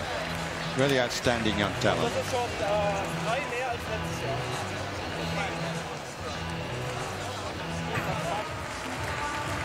5:30. This is Shkoyanov. No one yet clear at this height. The Russian. done this several times before.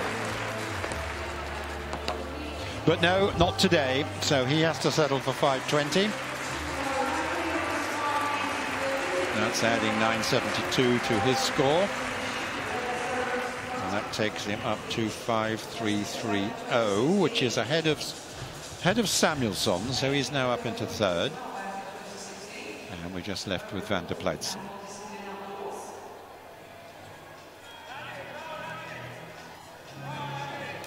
.540.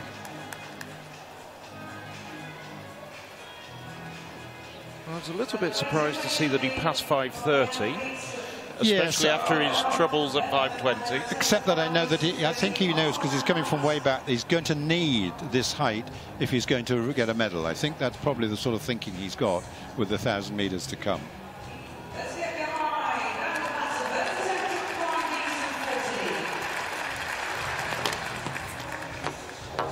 No, not very close.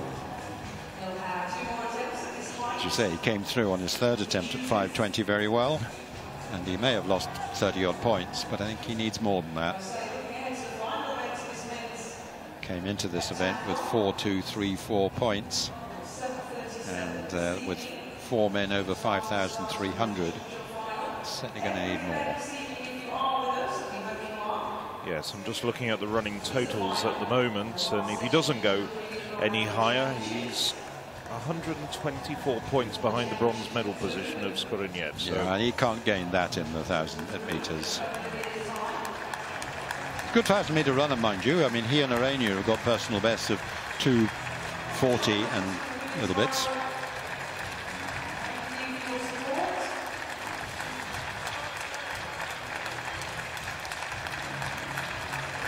So once again then, the last man left in the pole vault is Thomas van der Pleitsen. It's allowed a little longer between attempts if he wants them, of course, now.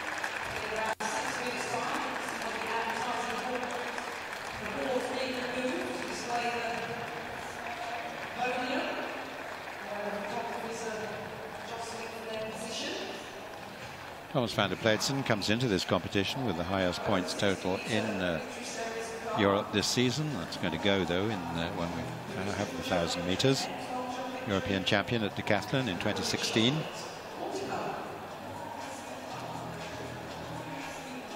Coached by his brother Michael.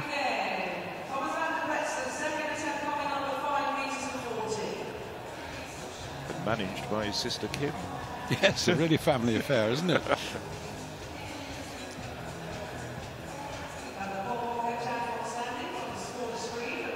Well, he did his personal best of 5:50 in the vault when he won the Belgian indoor title just a month ago. So he knows he has the capabilities to do this 5:40.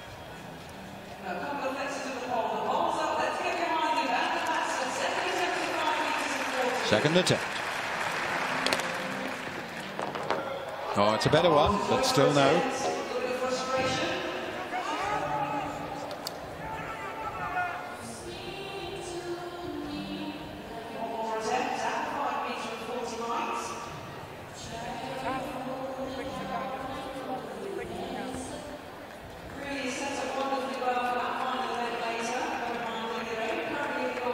So that's our only action going on. We are going to follow this event, incidentally, with some victory ceremonies for events both today and yesterday.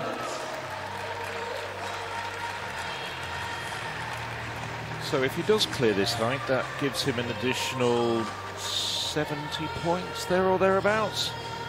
Yeah, yeah, it's moving him into the possibilities of a medal, because of course one looks at Duckworth way up there at 5.385, but only just inside 3 minutes as his personal best, whereas Van der Pleitsen and Urania looks pretty good at the moment for the gold, I think. They've got personal bests of 2.40, and we've seen that Urania clearly is enjoying and excelling the competition. He's obviously very fit, might well be the best at the 1,000. Yes, Urania's had a good couple of days, particularly with that hurdles this morning. Indeed, equaling his personal best. But he's been very solid throughout, hasn't he? Which is always encouraging to see. whereas Duckworth has been very up and down, very good in some events, very poor in the shot. I think he would admit as well. He was very disappointed with that, because he was saying he's throwing much better in the warm-up for the competition, and it didn't work out when it came to the final. He really tensed up on the, got a bad put in to start with, and then tensed up for the next two throws, which were only in the 12-meter plus range. Well, I had the sense that Urania was going to do very well over the 2 days when he came in with his 60 meters at 6.96, I think just a couple of hundredths away from his personal best. Right, it's Van der Pleitsen in the pole vault. The height is 5 meters 40. Third attempt. No, afraid not. I'm afraid I have to say that the chances of Van der Pleitsen for a medal now is rather slim. But he's done well in the vault, of course, with his 5.20, past 5.30. Yes, it was a big gamble missing 5.30, and it didn't pay off. You can see somewhat disappointed with his performance, especially in the wake of his recent 5.50 clearance, as Peter mentioned, in the Belgian Championships. No disgust. Pole vault then, the top men, Skujinov, Beckman and Van der Pleitsen all cleared 5.20. A number equalled their personal bests, including Beckman. Then we had 5 meters for Samuelsson, Duckworth and Urania, 4.90 for Röhr, and 4.80 for Oiglein and Zuk. So just one event to go. Sikora, a non-starter, he had to pull out.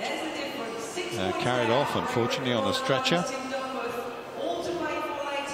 So we've just got the 1,000 meters this evening to end our decathlon, and this is the position. Urania leads at 5.391. From Duckworth, 5.385, Skujinov, 5.330, Samuelsson, 5.317. The medals look to be between those guys. Van der Pleitsen, well, can he open up a big gap on Duckworth? I'm not so sure he can. Beckman going really well to be 6th place. Then Röhr, Oiglein, Zuk and Sikora. Could be close between Samuelsson and Skujinov, particularly one feels. But Skujinov is slightly quicker on the personal best for the 1,000. But still plenty to play for in that event. 3 of the 4 of personal best just under, just over rather, 8.40. But Duckworth, well, 2.56. He'll have a lot of ground if he can just get better than that, maybe he can stay in contention. Well, we're now coming into some victory ceremonies. To start with, the women's 60 meters. Well, coming into this competition, I think Eva Svoboda was the clear favourite, and as it turned out, she is perhaps the most emotional winner we've seen. Here's the former president of the European Athletics Association, and Jörg Wirtz of Switzerland. Bronze medalist representing Great Britain and Northern Ireland. So the defending champion was Asha Philipp, and she steps up now to receive the bronze medal. Matched on times at 7.15 with her very exciting young compatriot, Crystal Awur, who also recorded that time. But Asha just doing enough to take that bronze medal.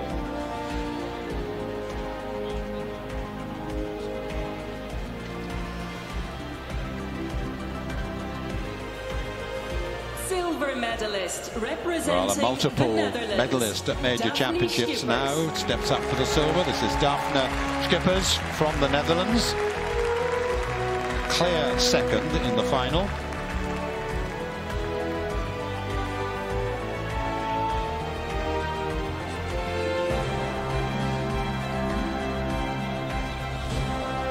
And our champion, fastest in the heats, fastest in the semi-final. Even Daphne Schippers couldn't stay with the lady who's going to step up now to receive the gold medal. Eva Svoboda from Poland. Poland having successful championships. She was overcome with emotion when she won the titles. Seemed to be scarce believing it, although I think she had every right to be considered to be the favourite.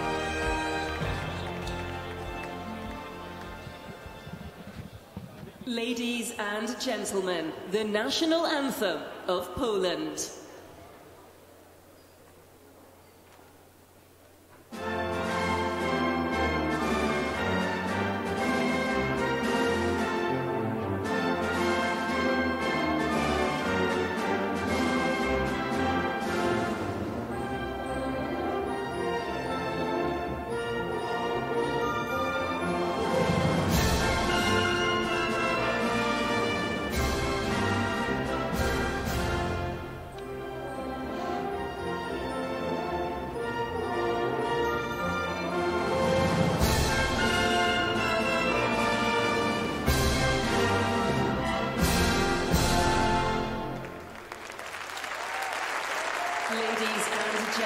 Well, Poland already having a terrific championship.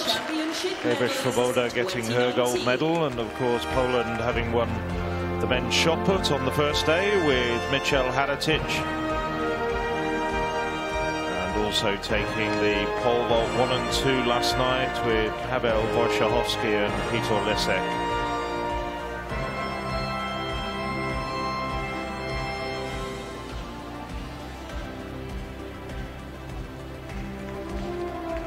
Again, your European Indoor Championship medalists.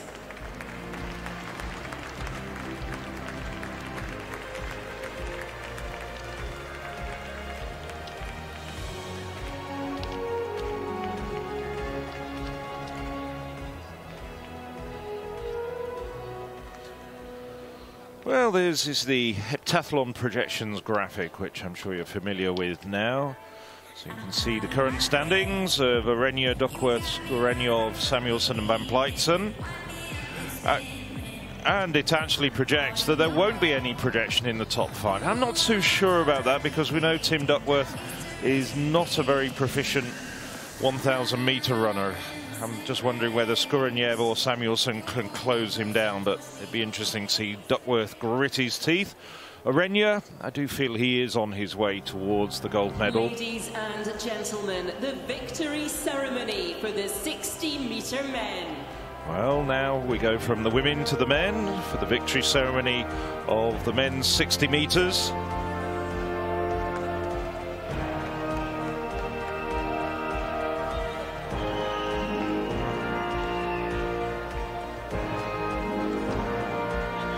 See Jan Volko, presenting the medals. Silver medalist 2 years ago, gold today, and the medal presenter is Eva Balada, the provost of the city of Glasgow. Bronze medalist representing the Netherlands, Joris van Gool. Well, Joris van Gool has had a terrific championships, personal bests in both the semi-final and the final yesterday. Takes the bronze medal, following his compatriot Daphne Schipper quickly onto the medal podium. Silver medalist representing Turkey. Well, he was the fastest man here in Glasgow, but has to settle for the silver medal. Emre Zafer Barnes of Turkey.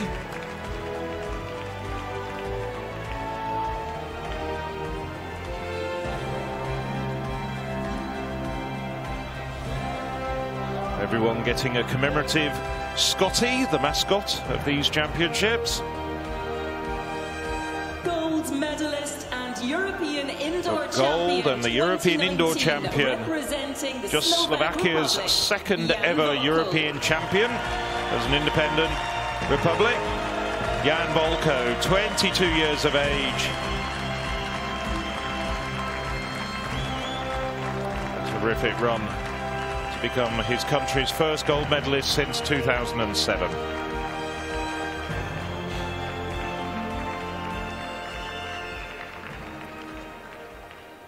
Ladies and gentlemen, the national anthem of the Slovak Republic.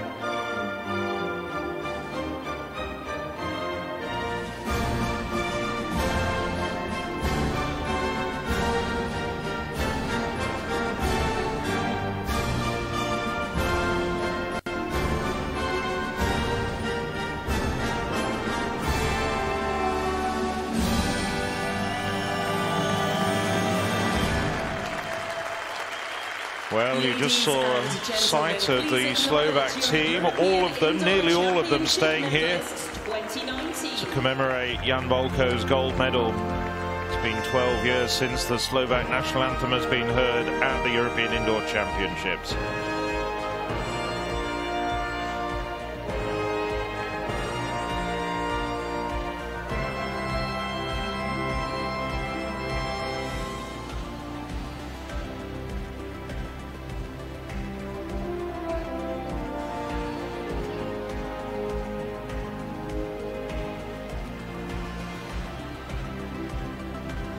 Once again, your European Indoor Championship medalist. So 3 more medal ceremonies to come before lunch, in short order, as the men from the 60 meters final leave the stage.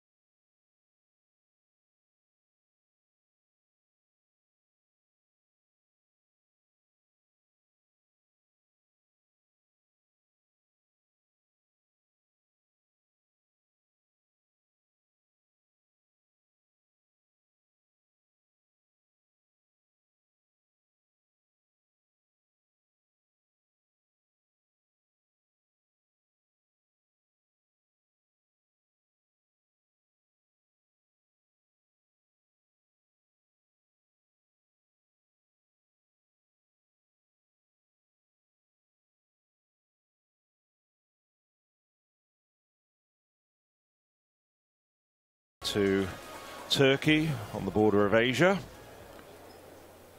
and from Sweden in Scandinavia to Spain in the Mediterranean, and indeed it will be Spain who have their national anthem played very shortly. Victory ceremony for the triple jump women. Gold medalist in the centre there, former world under-20 champion Anna Pelletero. I think her performance, one of the outstanding performances of the championships we've seen before so far, because she was a really big improvement, wasn't it? Oh, huge improvement. Salamon Yaris of Turkey, European Athletics Council member. But coming back to your point, Peter, yes, about 15 centimetres onto the Spanish national record, and a huge improvement in her own personal best, and really fulfilling the potential that we've thought's been there for a while. As Olga Saladuka, well, former European indoor champion in 2013, bronze on this occasion for the popular Ukraine jumper, now 35 years of age. European outdoor champion in Berlin last summer, silver medalist here in Glasgow, Greece's Paraskevi Paparizou.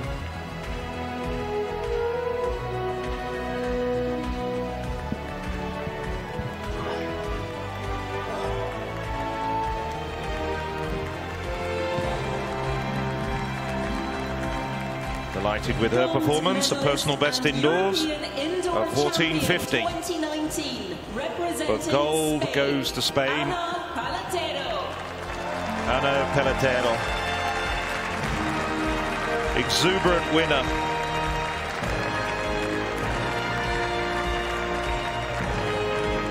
And as I commented during the course of the competition, well, last night we had the famed El Clasico Real Madrid-Barcelona football match.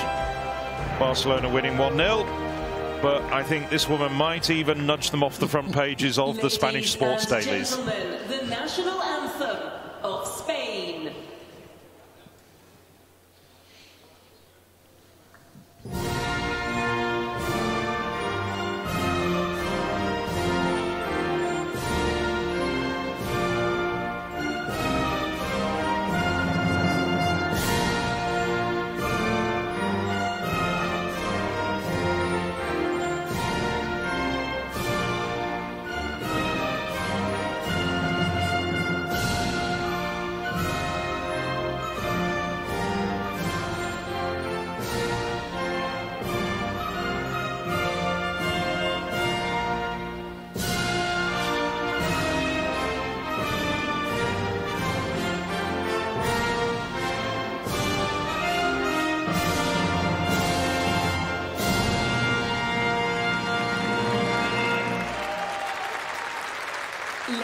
and gentlemen, please acknowledge your European Indoor Championship medalists 2019.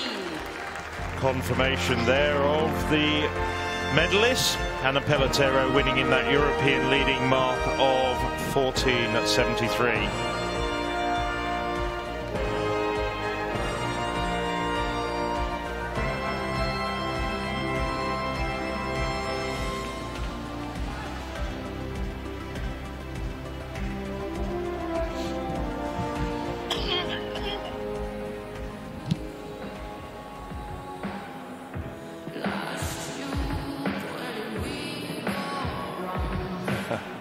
There's one young lady enjoying herself. Well, this has been a fantastic advert for European athletics. We've already had 13 gold medals decided over the course of the 2.5 days so far. Another 13 golds to be decided this evening.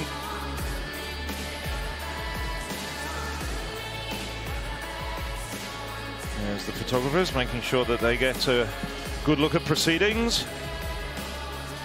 Swedish contingent, including the well-known coach Yannick Trigaro, with his back to the camera at the moment.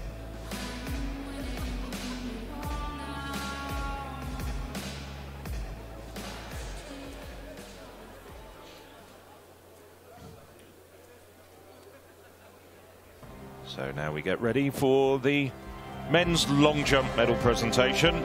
Ladies and gentlemen, the victory ceremony for the long jump men. Well, Peter was saying about Anna Pelletero producing one of the performances of the championships. For my money, this man leaping out to 8:38, the best indoor performance by a European for a decade, also rivals that. European Athletics Council Periklis member. Jakubakis, himself a former European champion outdoors at the 400 metres hurdles, now a European Athletics Council member. Bronze medalist representing Serbia, STRAHINJA JOVANČEVIĆ. Well, STRAHINJA JOVANČEVIĆ, outstanding performance to set a national indoor record of 8:03. Absolutely unexpected medal for the Serbians. We'll have Ivana Spanovic in action, trying to add to their medal tally later on this evening. Twice improving his personal best. Representing Sweden, Tobias Nilsson Montler. And Tobias Nilsson Montler got a personal best himself. 8:17 in the second round. And he held the lead for 3 rounds. In the end, taking the silver medal. But delighted, I'm sure. He's never jumped further, indoors or out. Gold medalist But gold, representing Greece, adding to his European outdoor title. Now he's the double European champion, indoors and out. Miltiadis Tentoglou. Absolutely magnificent 5th round effort of 8:38.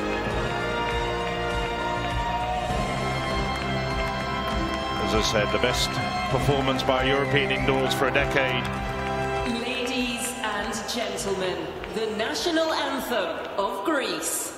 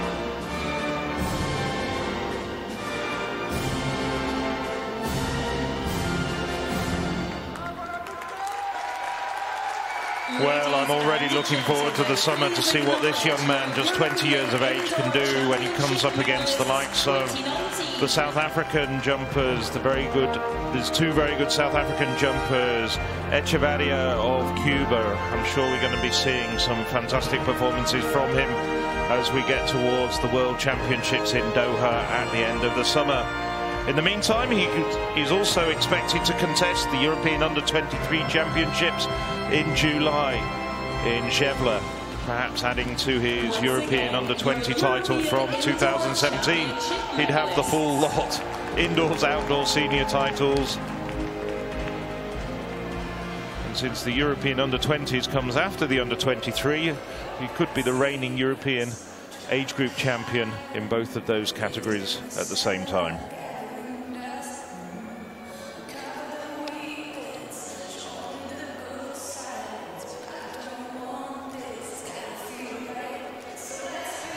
Well, we just have one victory ceremony to go, and that's for the women's shot, which concludes this first session here in Glasgow. We'll be back, in fact, at 6 o'clock our time. It's just coming up now to 20 to 2, where we'll get a very hectic and very exciting, I trust, last session of these championships.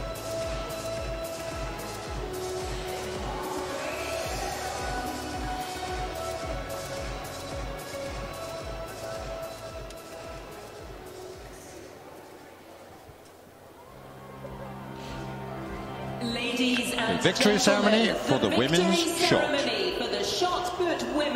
Well, the distances by historic standards weren't exceptional, but it was a very closely contested event.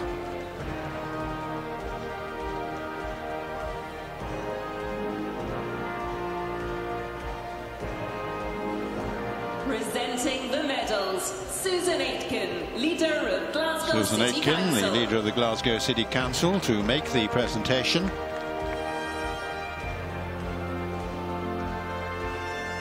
Bronze medalist, representing Hungary, Anita Marton takes the bronze after gold in the previous two editions of these championships.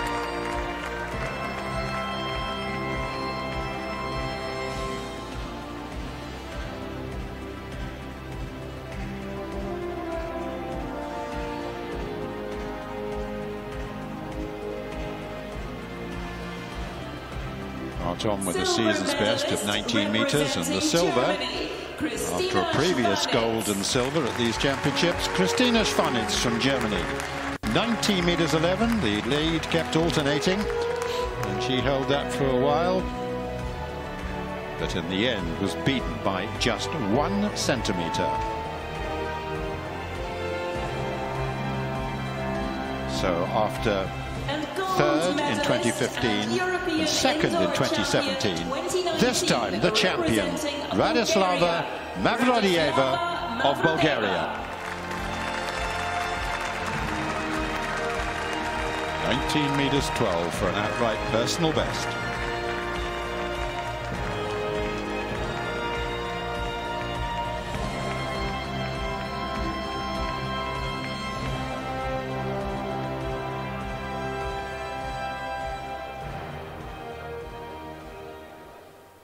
Ladies and gentlemen, the national anthem of Bulgaria.